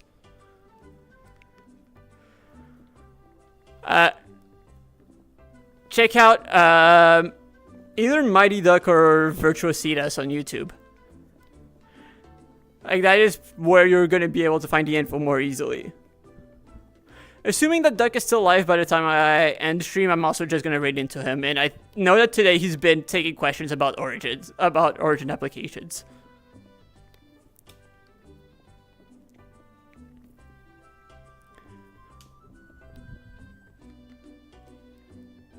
Yeah, go ahead, Toasty. I don't know if I have links disabled or not.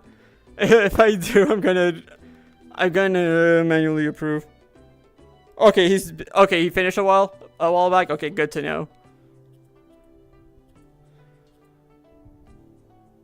Okay, so I'm gonna finish this row and then gonna dump that in the chests. Probably gonna have to make more chests. I'm also not gonna bother sorting stuff yet. Alright, I should take some time to mine too, because we've been low on a few resources. Like, I think we have almost... Well, first of all, the iron farm has been broken for a while. I need to ask Ryan about that. And we've been low on copper for a bit. Which is a bit of a shame because I wanted to make some PCs.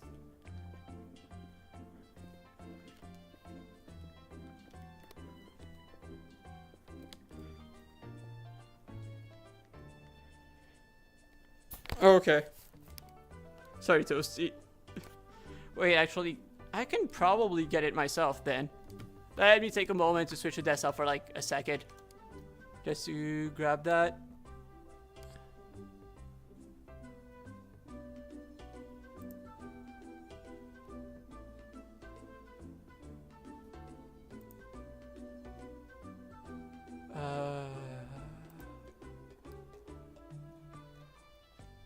Where is it? Where is it?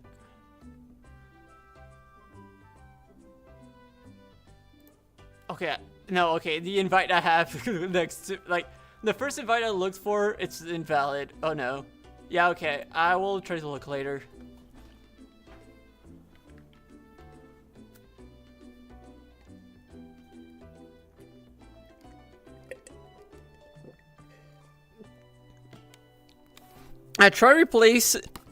Try acting like a bot, Toasty. Replace the dot with a space. Do that instead. There you go. Let's bend the rules a bit.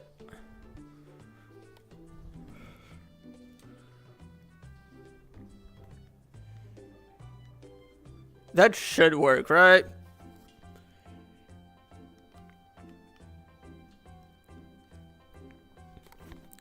Also, wait, this guy would have even better odds than Sandile, I think, to drop black glasses, right? Well, better odds doesn't mean it's gonna drop it, huh?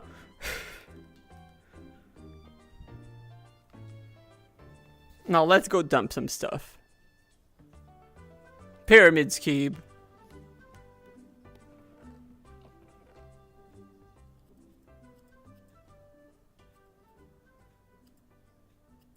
Yeah, I will say Safi and I are gonna cook so hard for the camp clash. Like, no one will see what we're bringing. They'll never see it coming.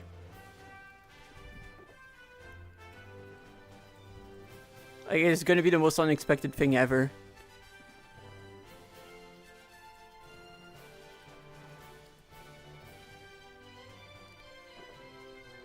It's gonna be even more shocking than Absol. Okay, cool.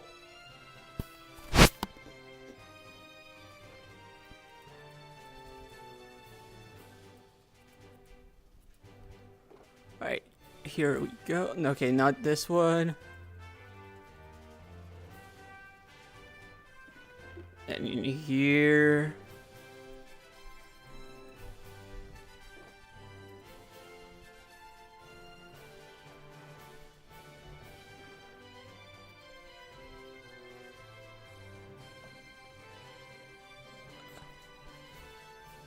Wait a second, I'll take this coal and move it. So there has to, yeah, there's some iron in here. Let's put that in there. Now let's fill this. Also, let's take the cacti and... Well, there's only one cactus. Wait, is there... Okay, I was gonna say, there's no way there's none here, right?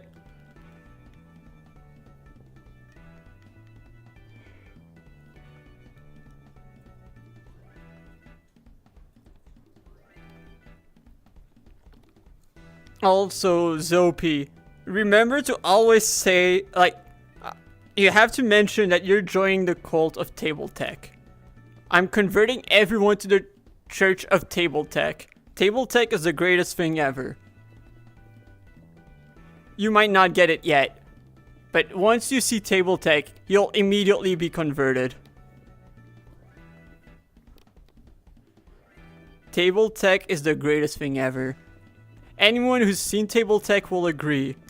Like, there's a reason why it was the first approved religion on the server, despite being a few other attempts at starting religions. It's just that much of a game changer.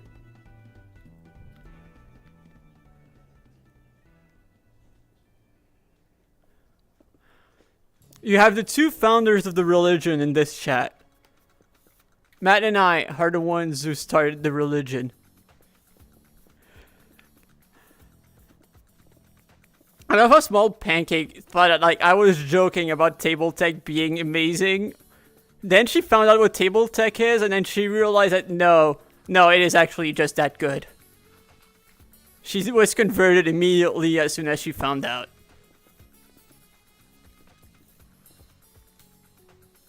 One more converted to the Church of Table Tech.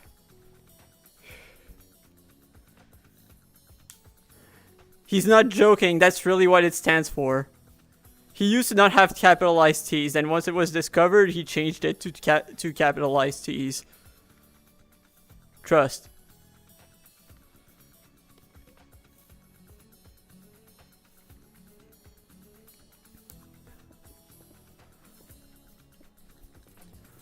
He used to be Mechanized Ma. His real life name used to be Ma. Then it became the Matt after discovering Table Tech. He used to have half of a name until Table Tech. That's how much of a life-changing experience it was.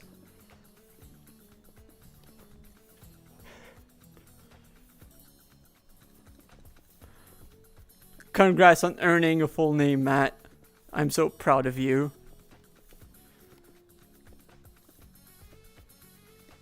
That's how much of a purpose. It really gave life meaning.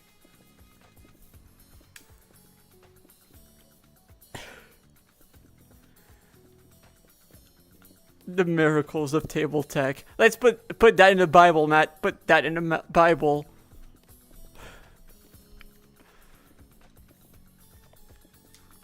I don't know how to read, so you're gonna have to write the Bible.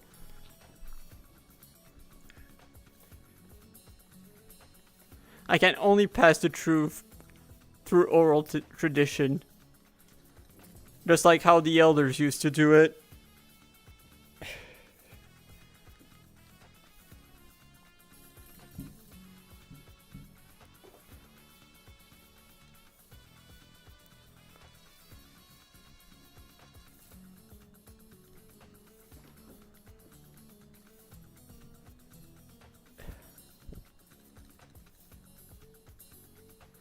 I just saw what Safi posted. I'm gonna have to spend some time explaining Pokesnacks to her, I think.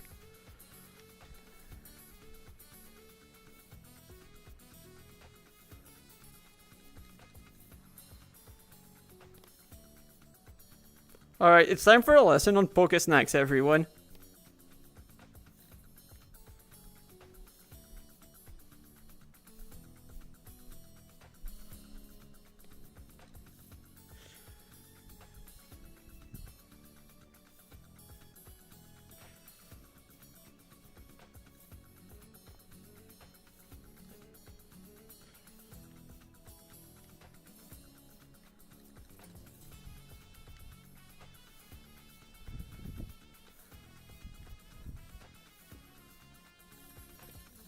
I'm gonna give a lesson.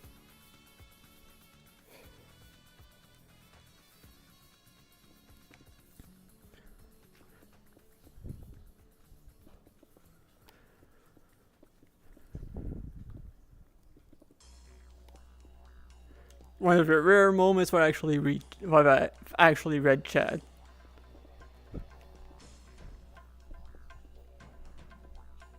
Hello. Hello, I'm ready to give you the lesson on Pokesnacks. Oh no. Sorry. No, but it is so complicated. So so like I get it. I get it. Let me take a look. I just like, cause we got Poke Snacks from like those gift boxes. Yeah. So I just like plop those down. I'm gonna teleport to you to see what's going on.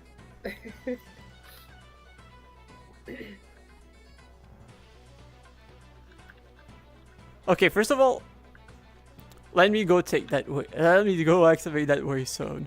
Yeah, have you not been to my base yet? This is my first time. Oh my, this is so good.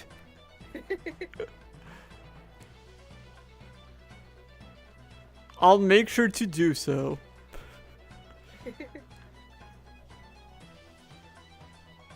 Yeah, it's just like basic snacks, I think, but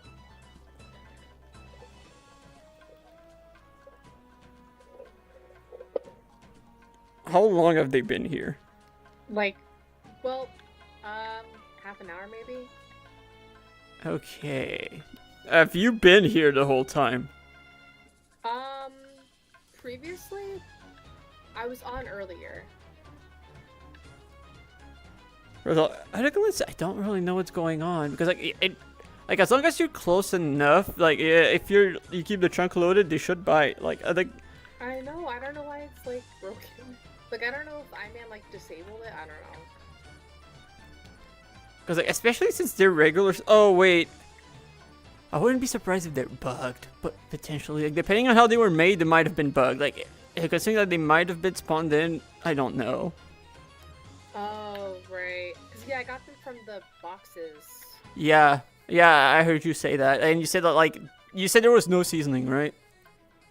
I don't think so. I can just make new ones. Wait. Was it the one from the Captain Battle? Because I think that those were, like, 3 golden apples, so I don't think... Yes, yeah, it was from the Captain Battle. Okay, yeah, no, then there are 3 enchanted golden apples, so no, I don't really know why they... Right now, I think there might be too many Pokemon spawned around here. That might be the issue. I don't think it's too many. I've been trying to kill a bunch of them. I guess I can kill more. I'm trying to see what else could be the cause.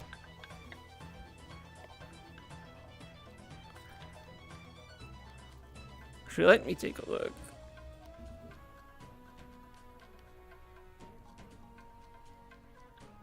Because there isn't like anything nearby. I don't have any pasture blocks out. Like. Okay, let me do something like this. I don't think it's gonna affect it, but like might have been the leaf block kind of messing up the... Oh, maybe actually, like it might be all of the grass, like all of the grass might be like making them detect as like non-spawnable areas. So it might be trying to spawn. So it might be trying to spawn a Pokemon, but like in blocks that aren't valid. But I think that's not really the but I might be wrong because like I feel like if it's just a non-valid block, it's just gonna try loading a different block that it can spawn on, so I don't think that is quite it. I'm not really sure I then. don't know, the radius is pretty big. Yes, like normally it's 8 by 8 by 8. Like it's trying to do most of the checks in. And like in the radius of 8 by 8 by 8, it looks fine. I know, that's why I'm like so confused. I guess mostly unobstructed. I'm not really sure what would cause it. I could just make more and go somewhere else. Maybe it's just like my area.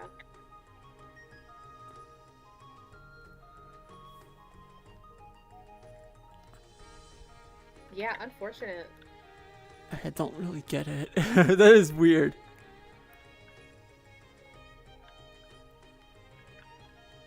Did level caps rise? Oh, that's a good question. Okay, yeah. Oh, I think so. I think that's what he said. I think that's what someone said in chat. No. Wait. Yeah, Taishi found out. Okay. It is a big day to own some Blissies. It's a big day for Blissey owners. Yeah, I don't know, this sucks. Oh well.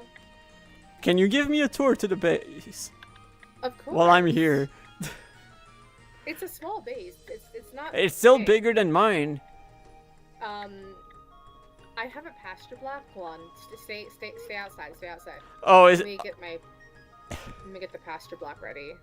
Oh, I think I know what it's gonna be. Just based on what we saw on Sunday, I think I know what it is. Yeah. Okay. You can come in.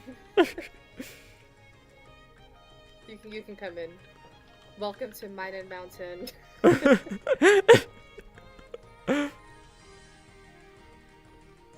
Hey, look, you said it's not big, but at least it looks nice. Yeah, I think it's cool. I like the I can Minans. just, like, expand it, you know, because it's just like Uh-huh. underground sort of. I could just like knock a wall down and keep expanding if I wanted to. But yeah, I have like a bunch of camp coins to spend as well. So whenever we want to do stuff with the camp shop. I can't wait for us to cook at the Clash. Yeah.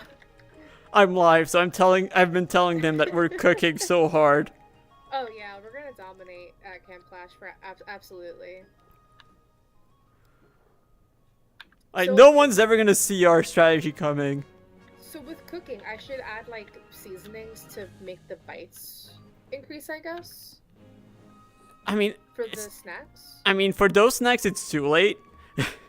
Yeah, but for like future ones that I make. It mainly depends on how well we're doing with resources, because like at the moment, I'd say like we're kind of struggling a bit with honey. So like the only reason why I've been using them is because for me, when I'm hunting Beldum, the Beldums take forever to spawn, so I actually need it. But otherwise, like I think that they're like, unless we're very much in a rush, yeah, I would say use citrus berries. Okay. Or when we're doing so well with honey that we don't really care. At least bottles wise, we're not struggling. We're really not struggling with bottles.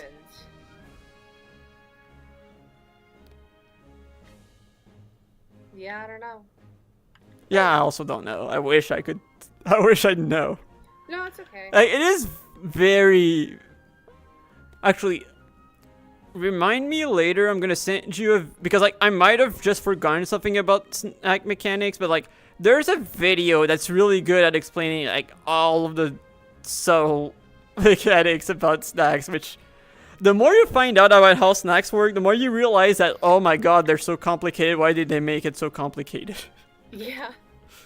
Honestly, I've like just had the most luck just running around finding shinies. Like, I've only found the Munchlax when I was with you and Vert, and that's literally it. So. No, it was with me, not with Vert. Vert was gone during that time. Oh yeah, that's right. He was gone. Yeah, but I've had no other luck with shinies except from just running around. So Honestly, I'm just gonna run around. Honestly, I've had decent luck both ways. Like I said about like when I've done snacks, I think except for the Beldum snacks, which is mainly because like they're so slow that it's like I'm not really getting bites. Right. Otherwise, I've gotten quite a few. Like I think I've gotten 2 shinies from snacks and 2 shinies from fishing. Oh yeah, maybe I'll try some fishing. That could be a good idea. Maybe I'll try some fishing. Yeah, I'm gonna fish actually. That's a good idea. I kind of forgot how to make bait. 1 honey bottle, 1 mushroom, and 1 wheat creates 4 bait. And the way it works for berries, like berry seasoning, is the exact same way as snacks. Okay, right. Mushrooms, wheat. So I thought the golden apples was seasoning. So you can have multiple seasonings. Yeah, you can have 3 things as seasoning. So you also want sweet berries then? It really depends on what you're trying to hunt for. Just like anything. Then you want starved berry. Like if you're not using enchanted golden apples, and again, it depends on which Pokemon. Like if you're looking for anything enchanted, I wouldn't even use enchanted golden apples for bait because it's just less efficient than snacks. Because like for 1 golden, like what you use 1 golden apple is for 4 bait versus 1 snack, and 1 snack is 9 bites.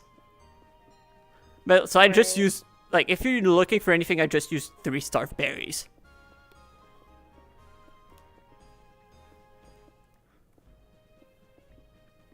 And if you're looking for a spot with starve berries, I made a field of them in front of Big Sprout. Okay. Yeah, 'cause Meanwhile, it's like I'm if I back at. do- I'm taking yeah. down my nemesis. So you said there's a big field outside of the big Yeah, sprout? decently sized outside of Big Sprout. Like you're gonna Oh, see. I think I see it. You should, like, it's visible immediately after you teleport. Oh yeah. But with these, it's just they replenish themselves. Basically, like I don't have to feel guilty like taking berries because they'll just grow back. Yeah. Okay, cool. Awesome. And you can bone meal them at worst. Like, Right. And we have a lot of bone meal. yeah. Like, I just made the field big to save a bit on it. I finally got black glasses! Nice. I can put them on Squirtle, but I think I've started to grow fond of the wise glasses look. So looks like if I do 2 golden apples, I get a 19 times shiny chance. But Yep. the starf berries only give a 9 times shiny chance. Yeah, like the main reason why you want to go with the Starf is because they're a bit harder to come like because the golden apples are a bit harder to come by and more expensive. Right. You want Right. to make the most out of you want to make the most out of them, and yeah, the snacks is the way to make the most out of it. Right. And I like to save my because it also makes rarer Pokemon more common. I like to use them when I'm hunting for rare Pokemon. Right. Okay, well, I made some fishing bait. I guess we'll take a look and see if I can get lucky with some shinies. I haven't found a single shiny yet from fishing, so. I forgot which one. Oh, right. I remember what the second one was. I was like, I do remember catching a Poliwag, but I forgot what the second one was. And right, it was my second Tentacool. Nice. Yeah, I still have yet to find a shiny from like any methods. And the first Tentacool was just when I was swimming around in the ocean. Was it? No, flying around in the ocean on my fortress.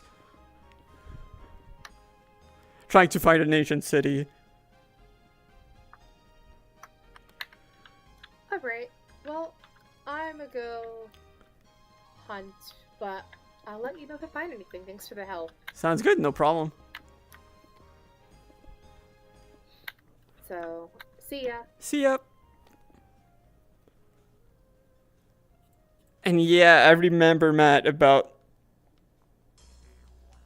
I remembered the snacks from Hazzy. It was so weird. Like, I would have gotten it. Like, I would understand if it was just... They never took a bite. But it was like half eaten or like 3/4 of the way done. Which was so weird. Like, I would have gotten it if like it never took a bite. But I don't know.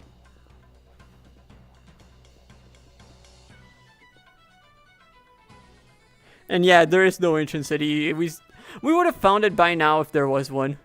That's for sure.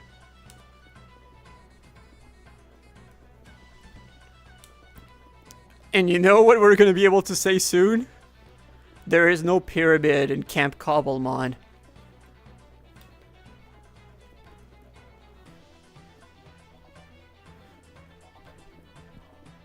Imagine if I could... For one of the quests, I could use the fact that I took down the pyramid scheme as like one of the things I could use as a quest completion or something like that. That would be hilarious.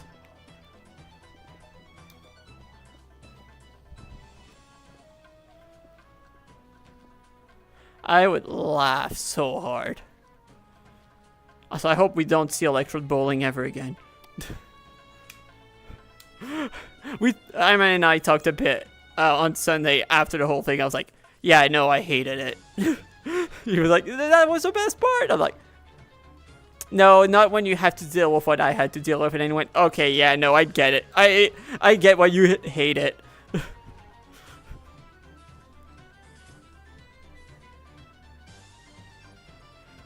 I also hate pyramid schemes, Matt.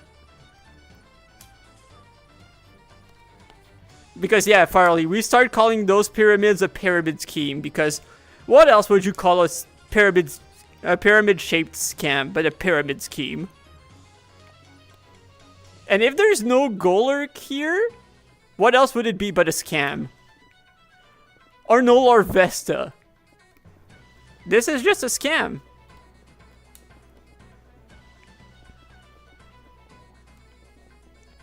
I hate pyramid schemes.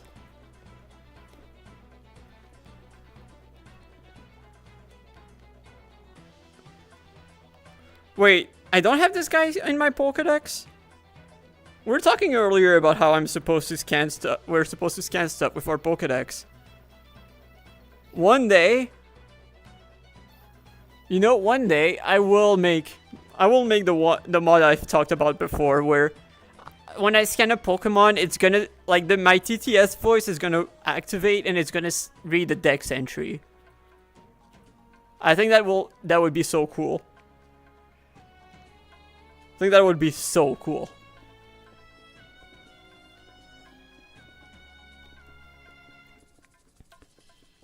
I really wish we had Larvesta because I'd really want to farm some Blaze Powder. Also, the way the shop is going to work is quite interesting because basically how it works is we're going to be voting for which items we want to be added to the shop, basically. Like, each team gets to vote for one lot of items. And we technically don't know what they choose.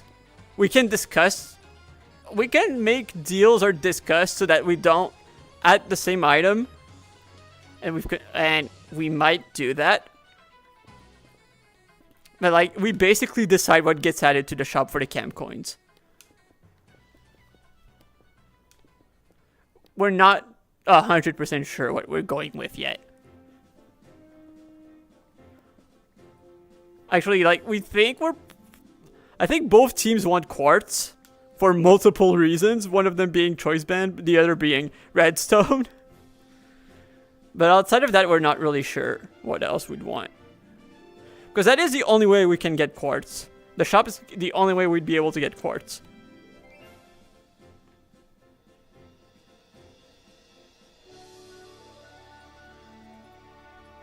I probably would be able to, Matt.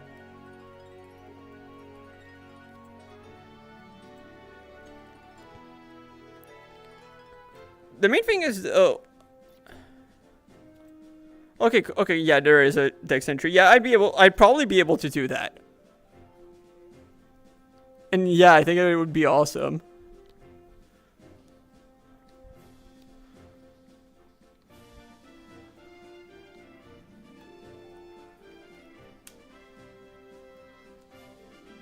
But I need to take the time to do that. The problem is, where am I gonna find that time?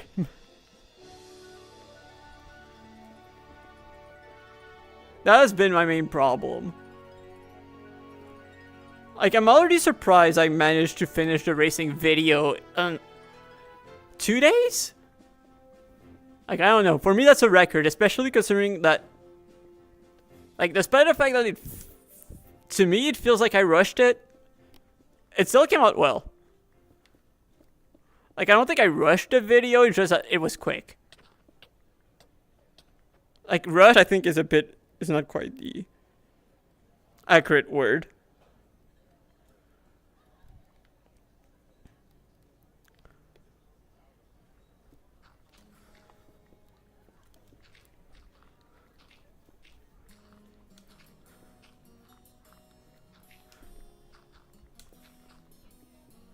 Still want to at least finish this layer today.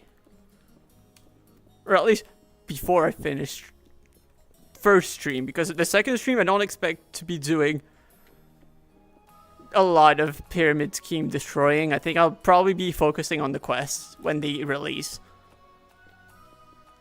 Although it would be really, like I said, it would be really funny if taking on the pyramid scheme could be something that would be helpful for a quest.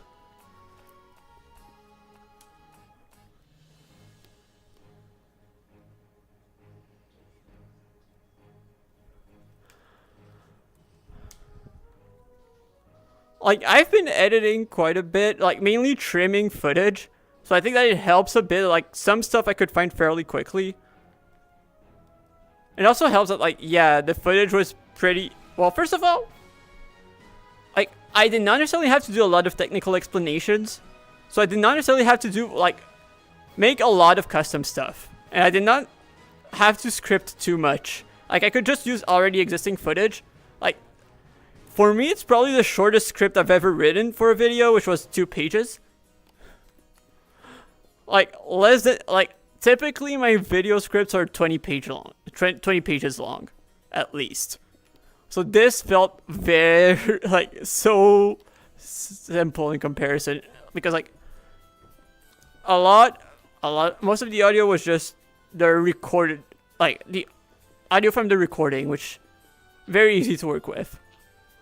Although I say very easy, but I still had to take, like, I didn't just use my own audio, I also used the audio from Iman's stream, because for some parts, like, it did not necessarily sound, like, quite right, or not, like, some parts that I wanted to be louder weren't loud enough and, like, would be drowned into other parts of the noise.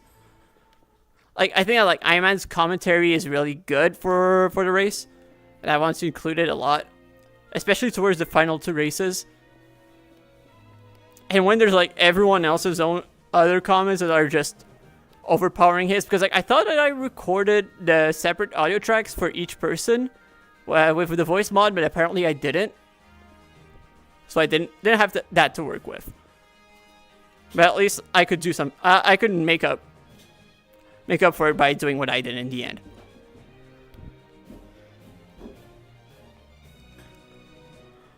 Also, kind of helped that, like, I already knew that racing was gonna come eventually on Origins, and I was not as eager as this, but, like, a bit eager enough that I already had started looking for songs I wanted to use for racing. Although a lot of it came, like, more like most of the Eurobeat was actually found, like, the week of or after race day.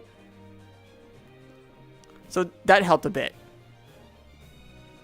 Well, like, and the fact that I knew that, okay, I want Eurobeat remixes. Like, actually, the first, I don't even remember how I found.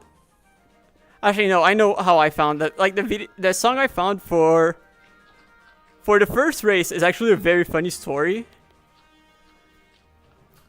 I found it because of the game that it's from showed up in a Coney video, and, like, I think it was worst video game songs. And basically, one of the other songs of the same game showed up because it was just a ripoff of Viva la Vida Loca. And then I decided, okay, is there more rip-offs in that game? Like, are there more songs that are ripped off in that game? And then I heard that and I was like, wait, this is just a rip-off from Night of Fire. Wait, that's copyright-free Night of Fire. I might be able to use that in a video. That might be usable in a video at some point. Especially a racing video, and what do you know? It was usable in a racing video.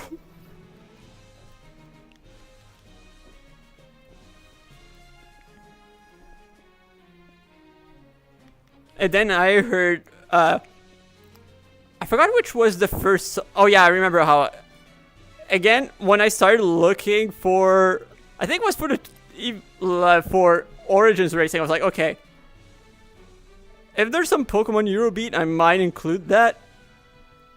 And then I found the Team Plasma Eurobeat remix I used for just, like, I wouldn't, like, for the first part of the second race.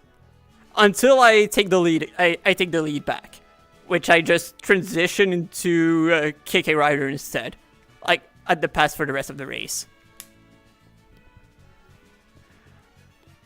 And then I looked at more songs from that guy's channels, and then basically, yeah, the rest of the Eurobeat remixes are from him. They're so good. Like, the KK Rider one works so well for the end of the second race, and then I heard Ken's theme, and I was like, I heard Ken's theme remix, and I went, this might be, like, the closest to like the most initial D unofficial, like not an initial D Eurobeat remix I've ever heard in my life. Like this is probably the best Eurobeat remix I've ever heard. I still stand by that, by the way. It is so good. That one is so good. The one I use in the final race, I'm still in awe at that one. Like I think that it's the guy's best work. Like I think that like even like other well-known Eurobeat remixers don't compare. Like Turbo is good, but it's not the Ken one. And I mean I think that all three were good. But I think that like the last one, masterpiece.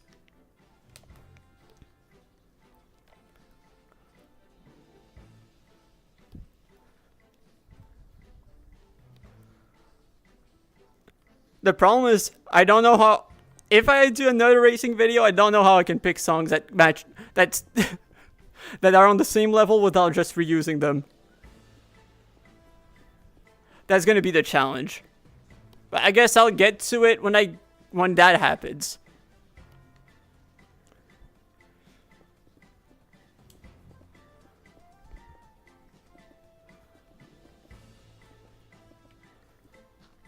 Like it's not like I'm never gonna use those songs again, but like if I go for something similar, I do want a bit of variety, you know? Also, one thing I wanted to do, and I didn't do for this video because I think it is, considering how quickly I wanted to release it, it wasn't worth it, but I might do it for Origins eventually, was to make a parody of like the F1 intro with like the different people competing in the race. And with the song actually used to explain like some of the more like some of the parts, some of the challenges of the track, because it's just like a black and white sound font remix of the F1 theme.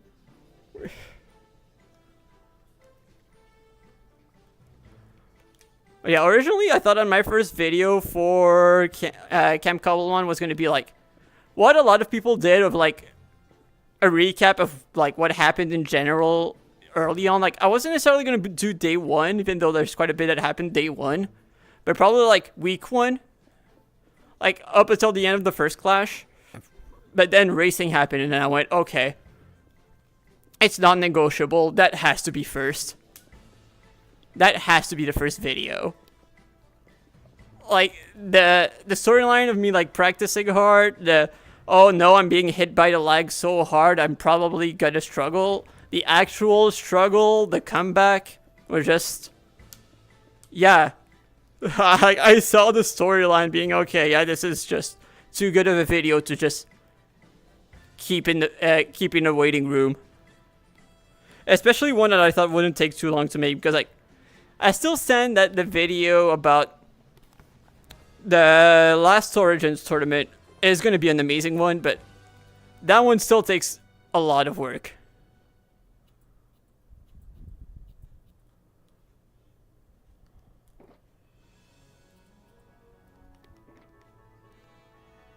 Yeah, I don't either.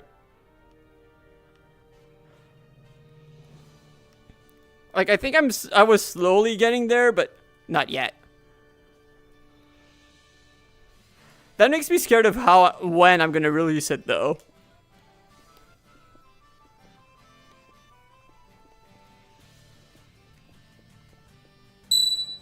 Is this the second phase of Camp Cobblemon? Well, What technically, changed? it hasn't started yet. Right now, I think the only change is, well, the shop is gonna open, I think, later today, and the level cap increased to level 75. And we're getting new quests in a few hours. Like, I'm probably gonna take a bit of a break for dinner, and then I'm gonna come back for when we officially get the quests. And probably gonna try help. Like, we're not gonna have the race quests yet. We're gonna get them, I think, after the clash.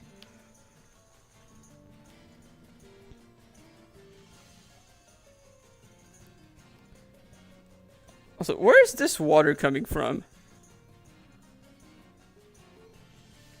No, you know what? Let me take care of this.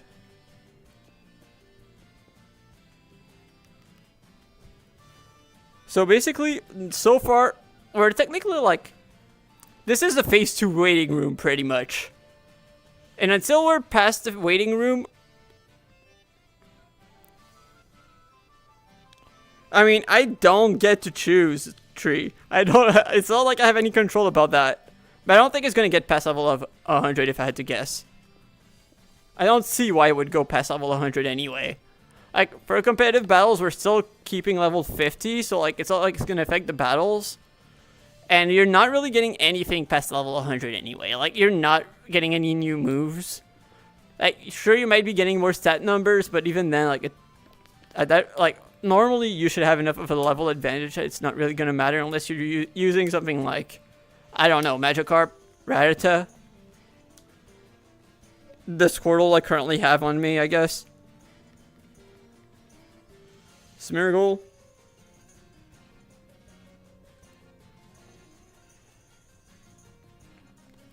Xardio, it's fine because we're gonna put more water in here later on. Once we're done with taking down this cam, we're gonna put more water in here.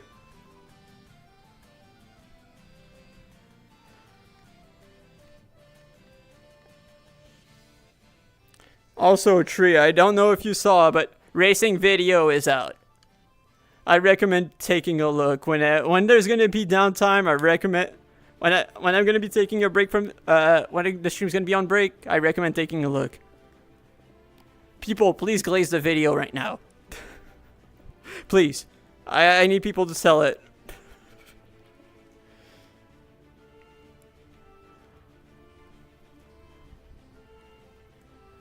Please, give me attention.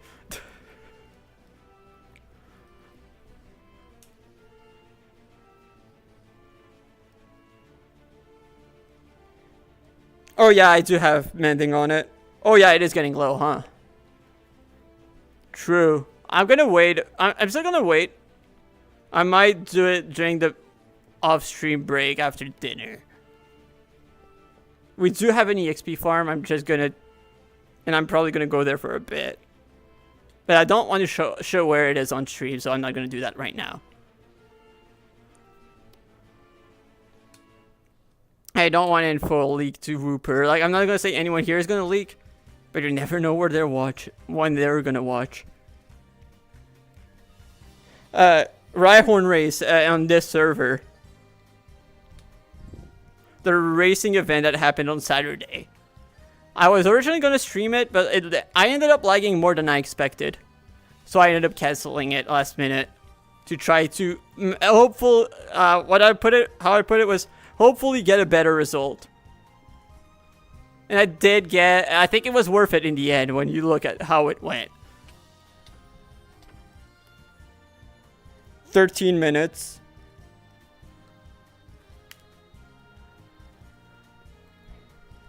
One of my shorter videos.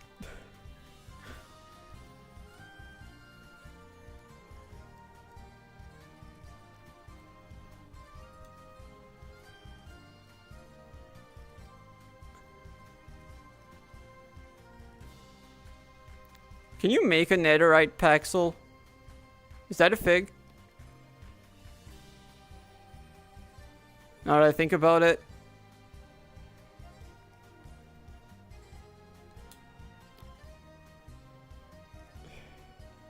True. Okay, cool. Yeah, the tournament video is gonna be something. At this point, it's not gonna. We're not gonna call it a video. We're gonna call it a movie.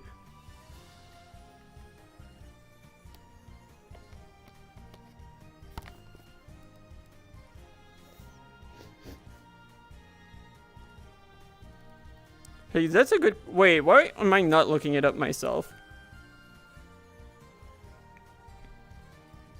Okay, you can. Oh, right, you're right, Zardio. We don't have the template. He's right. We don't have access to netherite templates. Good shout, Zardio.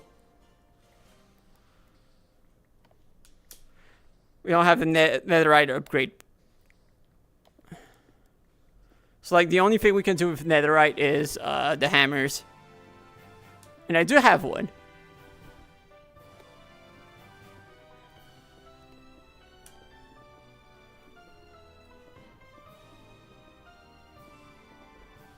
Forgot, do I have an... Yeah, I do have Unbreaking.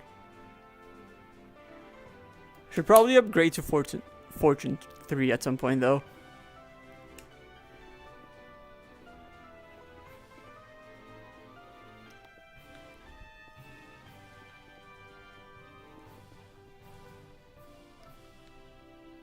Okay, so this is getting pretty full.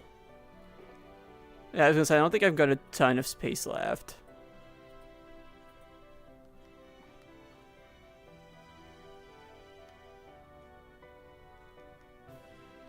Do I have room in this one? Oh, that's the one I just checked, so obviously not really. Okay, that should be enough, actually. Because that's just diorite. And I do like building with diorite with chipped. Like regular diorite, not necessarily, but with chipped, I do like it way more than I thought.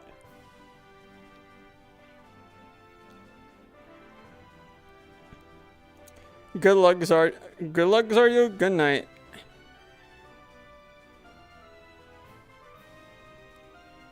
I don't really drink energy drinks. Like, I don't really need it to stay awake because I have ADHD and the meds already do that for me. Is there a spot with mud already somewhere? Clearly not here. Wait, is it? Yeah, that's where the cactus are. Or cacti. Okay, no, there's no mud here, huh? Or I'm blind. That also would be very likely, honestly.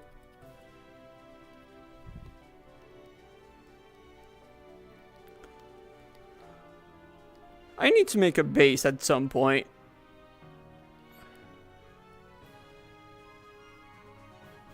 Like I said, I do need to make a base. Like, first of all, that would be a badge. And I do want to start collecting those. Oh, there's a spot for a mud block. Wait, is there... Yeah, that's what I was gonna say. I think that there is an incomplete stack of granite somewhere.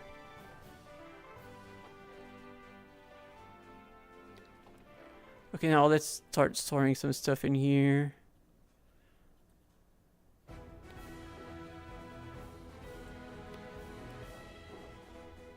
Let's start with these.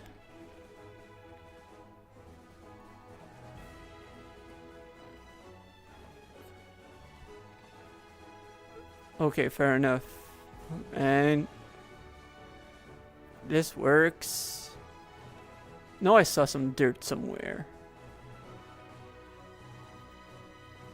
Cool. Video game championships. Basically like the official Pokemon format. I used to be an active Pokemon competitor and qualified for Worlds 4 times. That's what it stands for. I'm not really active anymore, but back in the day I was, and yeah, I had some pretty solid results.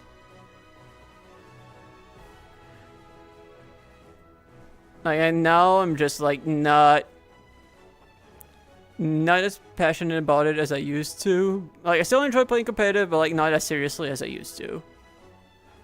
And also just the circuit is way more expensive than when I was active, which is also part of what all like. I mean, so I'm gonna say that's the main reason why, because like honestly, by my last season, I wasn't as passionate anymore. But also just like, even if I still wanted to play, yeah, no, the cost is also a big factor.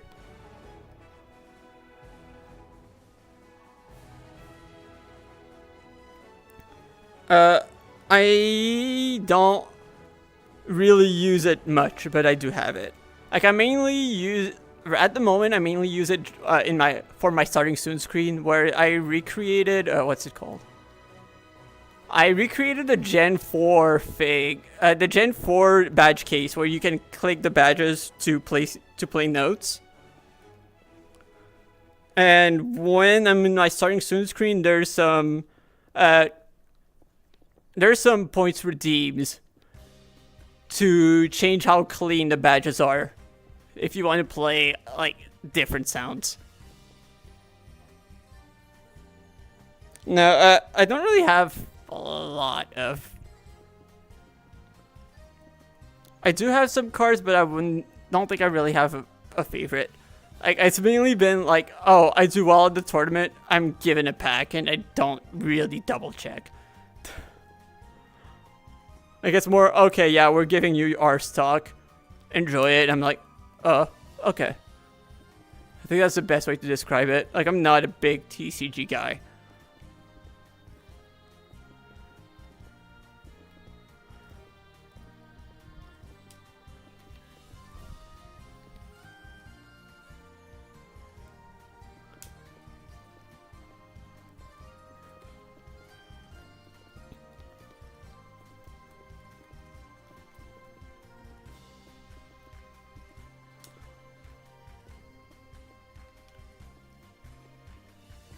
Yeah, and like, yeah, the whole VGC thing is also kind of why I was like, yeah, I'm kind of known as a competitive guy, but I do want to be more than that. Like, at least with like how I currently am, like situation-wise, like I feel like if I strictly limit myself to that, I feel like my storytelling can be it's gonna, in the long run, become a bit too limited.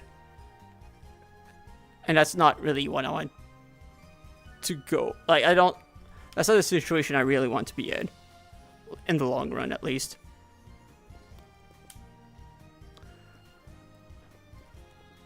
I want to be able to tell more than just competitive stories, like, or at least like competitive battling stories. Like the Rhyhorn racing is a good example of what I mean. Or since I know that like some people here have watched it, like what I've told in the Rumble video. Like I want to be able to open up my options in the long run.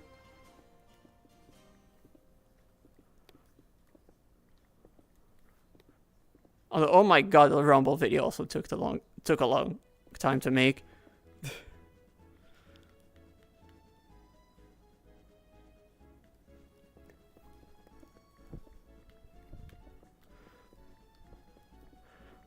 The only kind of gambling I've done is, well, gambling for rock slide flinches and double protects.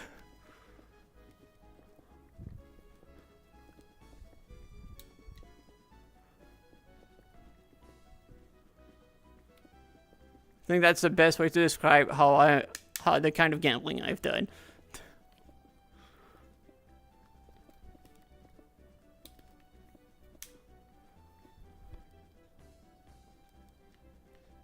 So, hey Draco, right? Draco, also, sorry, I missed that. Draco, right? You're the counselor, or you're someone else? Or Draco. I don't know if I'm supposed to pronounce it Draco or Draco. Alright, sounds good. See ya, Matt. The only kind of gambling I do is rock slide flinches and double protects. Competitive Pokemon stuff.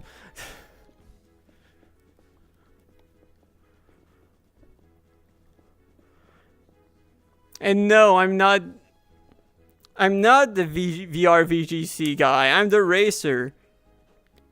That's why there is a video about racing. It's because I'm the racer.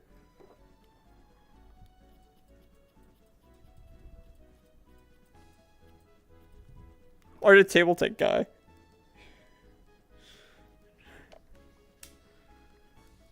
Someone didn't watch the video.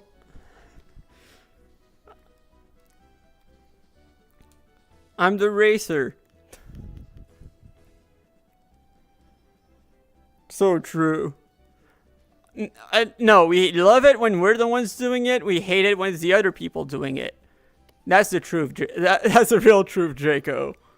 We love doing it. We hate living against it. We hate when it happens to us. That's the same for every single bit of RNG. We love having plot armor. We hate getting plot armored.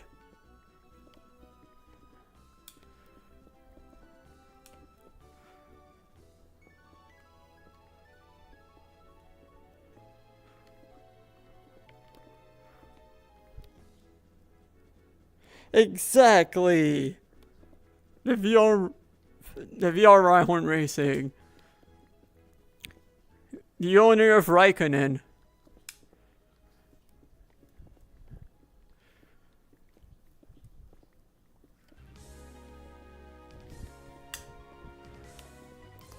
It is really funny how I can, like, I look back at the finals and the top two are the only two, well, Jimmy only made one mistake. His mistake is choosing the worst lane to start the race in. Like, technically, yes, everyone failed the shortcut at least once, but like, you heard my excuse. So, I'm gonna pretend that it happened to others too. That's my headcanon. I can't confirm.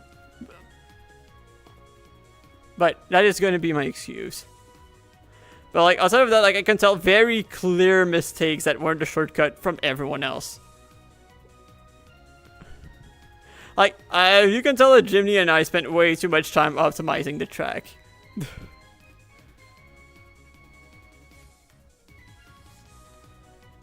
Oh yeah, I can show who's on. No, I didn't watch the World Cup.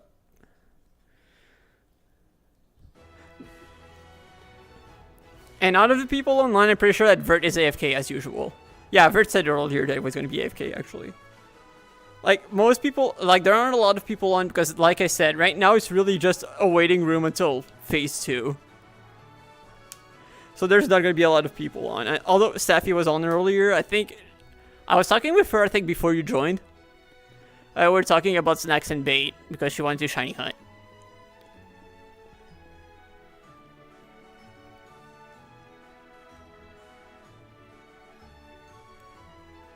I don't have the watch hours or the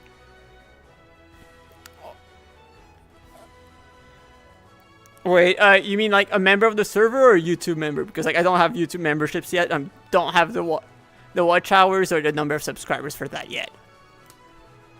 But if you mean like of the server, yeah, he's one of the camp counselors.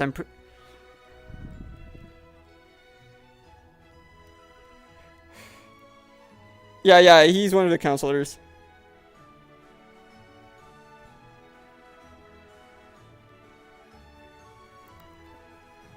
And to be fair, like, I didn't just lock it for racing just because, like, I wanted to win. It's also just straight up fun.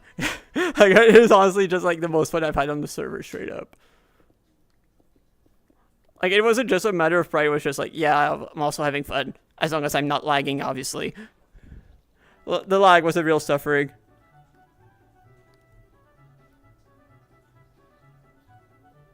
Oh, I thought it was going to go lower than that. Oh, God. Okay, yeah, now this Paxel is starting to be a bit too low for my taste. Yeah, okay, yeah, I'll stop breaking the pyramid scheme here for now. Really wanted to finish the layer, but I really don't want to break the Paxel.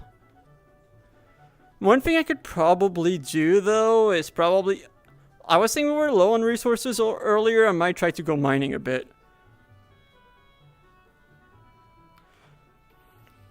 Especially if I can find, like, diamonds or something. So I can at least repair the Paxel a little. Because, like I said, I don't want to show the EXP farm. Or I could fish. I could also fish. Oh, I see what's going on. Here it's not loading the chunk, or someone actually took. And you know what? I'm gonna take this. Wait, do I even? Okay, I do have room. Because like for a good while we were short on sugarcane / paper, especially with Joy of Painting. So I've been trying to make a big farm. So I'm probably gonna extend it a bit. With the amount of time I'm spending here, I figured that yeah, this is a good call to do that here.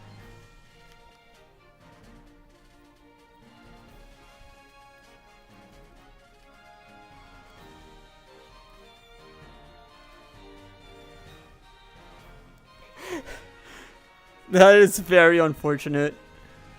That's so unfortunate, Draco.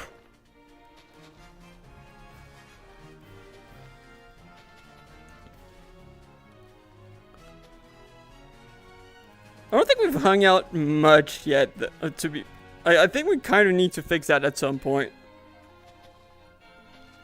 At least like compared to some of the other counselors, I don't think we've hung out much. We need to fix that. I haven't used Joy of Painting yet.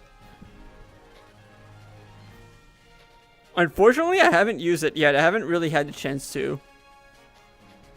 And to be fair, oh my god, I'm so curious on if it even works in VR. I have no clue. I've never used it before, so I don't even know if it would work. Draco, get back to work.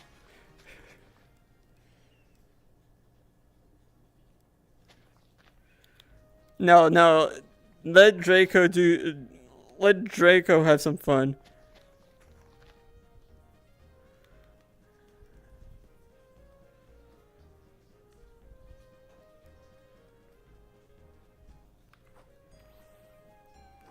Should I fish or should I mine?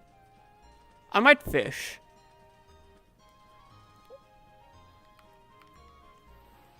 Wait, oh yeah, I might do the fishing, what I call for now the fishing classic. Because like right now I do want to find a shiny Jellicent. So what I end up doing when I fishing for Jellicent is just... what is it called again? I fish for food during the day and fish for Jellicent during the night since it's more likely to spawn at night.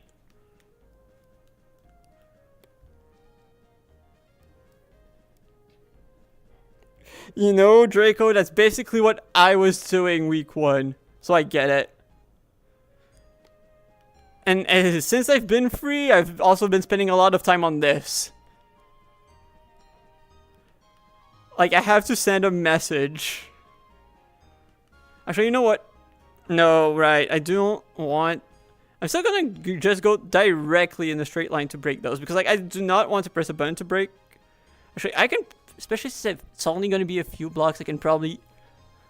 I don't love doing this because, like, I don't want to hit the floor. Like, my real life floor. But if it's just only gonna be a few blocks like that, it's not gonna be a big problem. Like, I can keep it under control.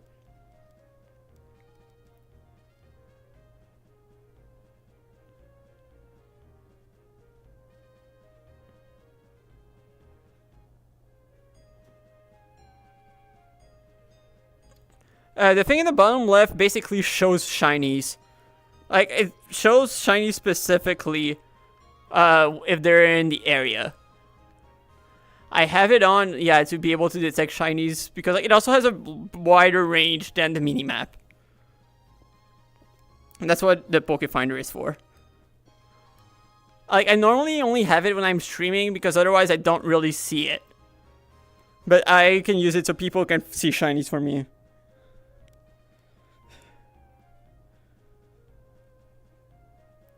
For me, it doesn't really change much because, like, the thing I use to check chat checks both at once. But it might be easy, like, you might... The only reason why you'd want to transfer, and also, like, I don't blame you, would be to be able to see what Draco is saying. So really up to you. But for me, it's not making my life easier or harder. Like, just do what you want. At the moment, it looks like it's more, like... You two are the only 2 active people, and Draco's on YouTube, and you're on Twitch.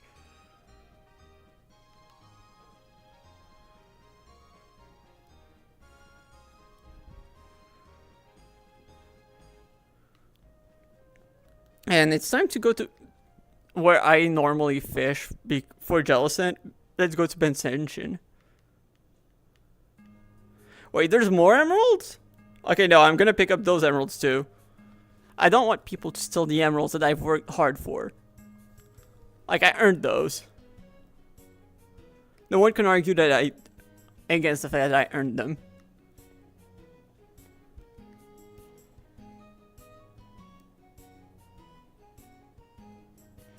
It's fine. Like I said, guys, do whatever you want. Like, yeah, I don't really have a huge preference. If anything, like, yeah, being on YouTube helps a little bit more mainly because it allows, like, I think the discoverability on YouTube is better than on Twitch. But, like, just go do whatever you guys prefer. Like, I will not be mad. I'm just happy with people being here in the first place. Yeah, yeah, that is true though. The latency on YouTube is really way worse. But yeah, just don't feel pressure to pick one or the other. Oh, wait, I should have bait close. I'm pretty sure. Where did I put? Oh, I think it's in the shiny hunting box. Or the cooking one. I think it's in this one that I put the bait in. Let's see. Oh, right. Yeah, that's where I put it.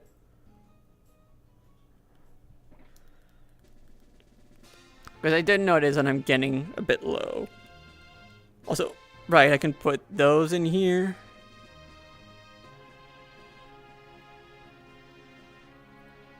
Now we're swapping rods.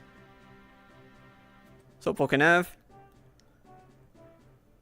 Oh wait, no, not Pokenav, fishing nav, but I don't even remember where I put it. But it's not like I really need it. I know that the odds are better at night.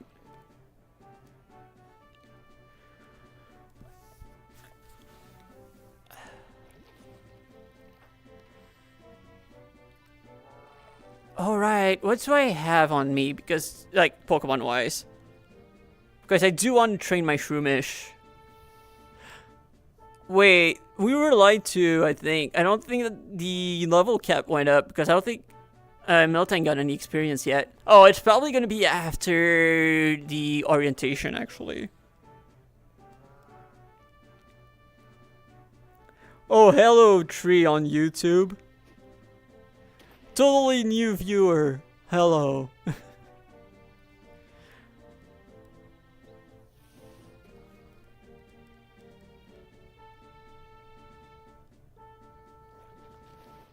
Whoa, I keep forgetting how big Delmise is.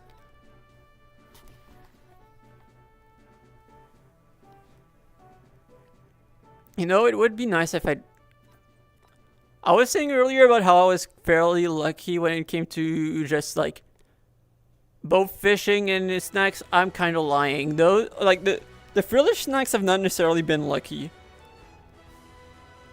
So I was kind of... So I forgot about that.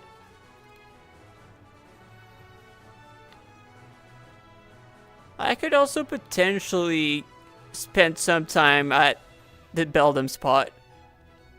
Like I said, there's no such thing as spending too much time at the Beldum spot. I spent so much time there and it takes so much time. Like, the thing is, I think that, like, because of how long it takes for Beldums to spawn, I think it's quite boring. Maybe if I've got resources to build. Yeah, I don't think the Miltank is great, but I don't think I've got a lot that's great here. Like, especially when it comes to just beating random Pokemon.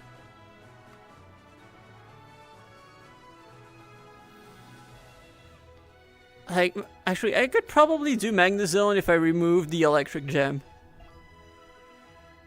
That's probably the way to go, actually. Shoutouts to... Oh, wait, the Magnezone is low level, but you know what? Sounds like a good moment to level it up, actually. Let me just remove the Electric Gem because I don't want it to be consumed.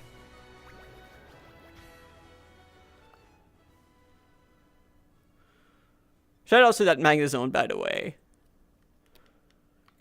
Excellent performance during the clash. Oh my god, was it good during the clash. And the last time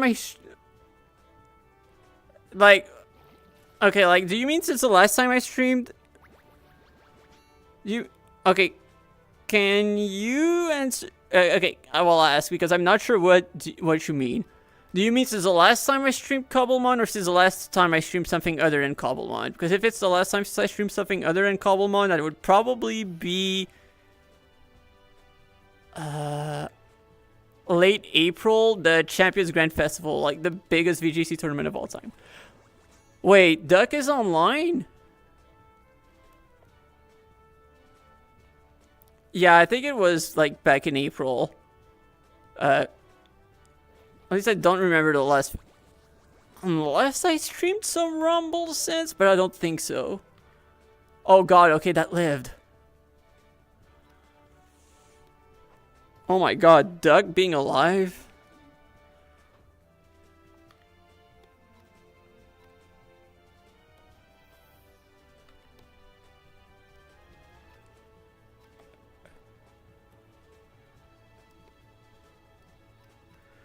Wait, what happened there? Was I not fighting something else?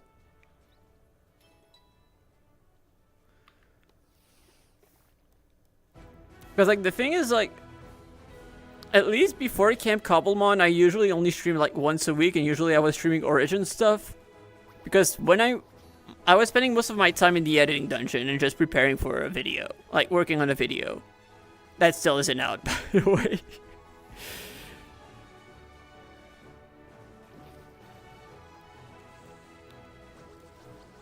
And yeah, now with camp, I've just been streaming more.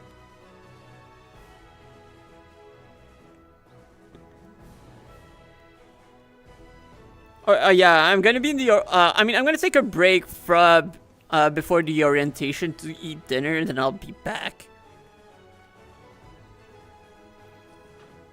And no, this is my second VR headset. I used to have. I switched to the Valve Index. When was it again? Last year? And used to have an Oculus Rift for the longest time, like for 8 years.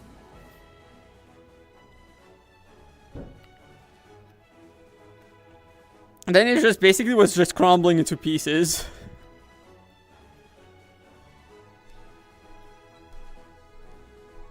Hi Daniel, how are you doing? I mean, it's not that it pops up quicker, it's mainly because of the fact that there's less latency, it takes you less time to see it. At least that's what I think. How have you been, Daniel? Like, it's nice to see you back. Like, I see that the applications have brought you back. I was wondering how you've been doing, actually. Like, I did not forget about you. I did think about it a few times. I'm like, I wonder how Daniel's doing. Doing good. Doing good. Honestly, I did not expect to be invited to Camp Cobblemon. Like, I feel very lucky. Oh, wait. I just realized I ran out of bait. I really hope you get in this time, Daniel.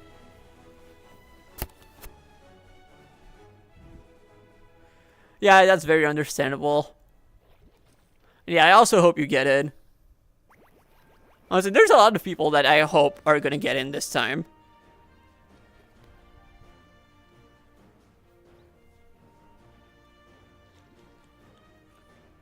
Why me? No, he's just someone I know from Cobblemon Origins, like from before even the server went up, who basically applied at the same time early on. Like, he's a cool guy, though. He's a cool guy. Oh, hi Isabella, how are you doing? I'm doing good. Oh, another bounce TR. And hi Billa, how are you doing? Whoa, quite a bit of people that I did not expect.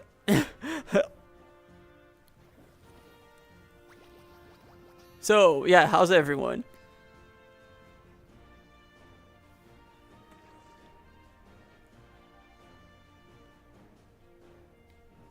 No, I'm good for now. Thank you for asking, but I'm fine. Or rather, I'm too broke anyway for that. I am too unemployed for that. And even if I had some money to spare, I'd probably be spending it. Like, I would probably be looking for some some help with thumbnails, but I do have some people in mind when I'm gonna get to that. Good night, Tree. Good night, Tree. Thank you for tuning in.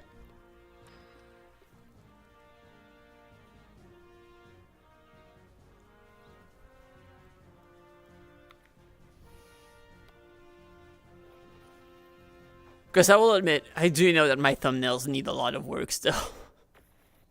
Like, that is probably, like, my weakest point, in my opinion. Let's see. Right now, we're basically on... it's basically the waiting room until the start of phase 2. So at the moment, I'm kind of... Like, I was trying to take down the pyramid. But, like, my Paxel is a bit low in uses. And I don't necessarily want to leak our EXP farm. So, until then, I'm fishing. Also, wait, where did that EXP candy come from? Where did that come from? Huh? Can you just randomly fish that?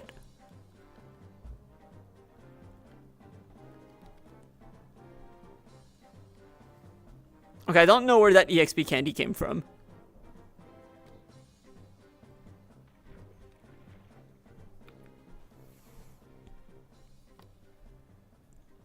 Yeah, basically, for now, like, it's just chilling until we get the start of phase 2. For now, I'm just trying to... Honestly, I will take... Like, I'm mainly fishing maybe for shiny Jellicent or for ball caps, because we're going to need quite a bit of ball caps with the clash coming up. And I don't know how good we're looking when it comes to ball caps. Like, I don't think we're doing too poorly with the amount of events we've had recently. Especially since we did well at quite a few of them. But we can never have too many of them. And yeah, looks like I'm gonna have to go for now. I'm gonna see if there's someone I can raid into. And yeah, I'll probably be streaming again a bit later once I'm done with dinner. And like, because I do want to be here, I do want to be live for the start of phase 2. And I might spend some time also to repair the Paxel before going live again.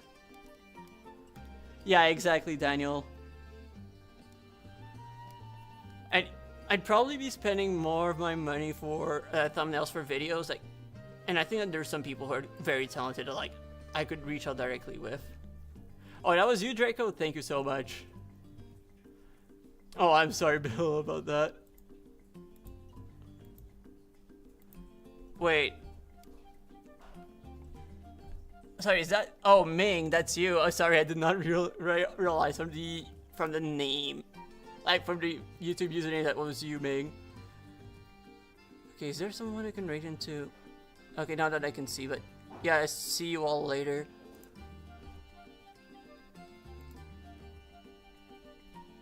Oh my god, sorry, Bitter. Bitter, I'm sorry, I'm just about to end stream, and I should be live like in an hour and a half from now, although I don't know if you'll still be awake by then. But yeah, unfortunate timing. I'm sorry.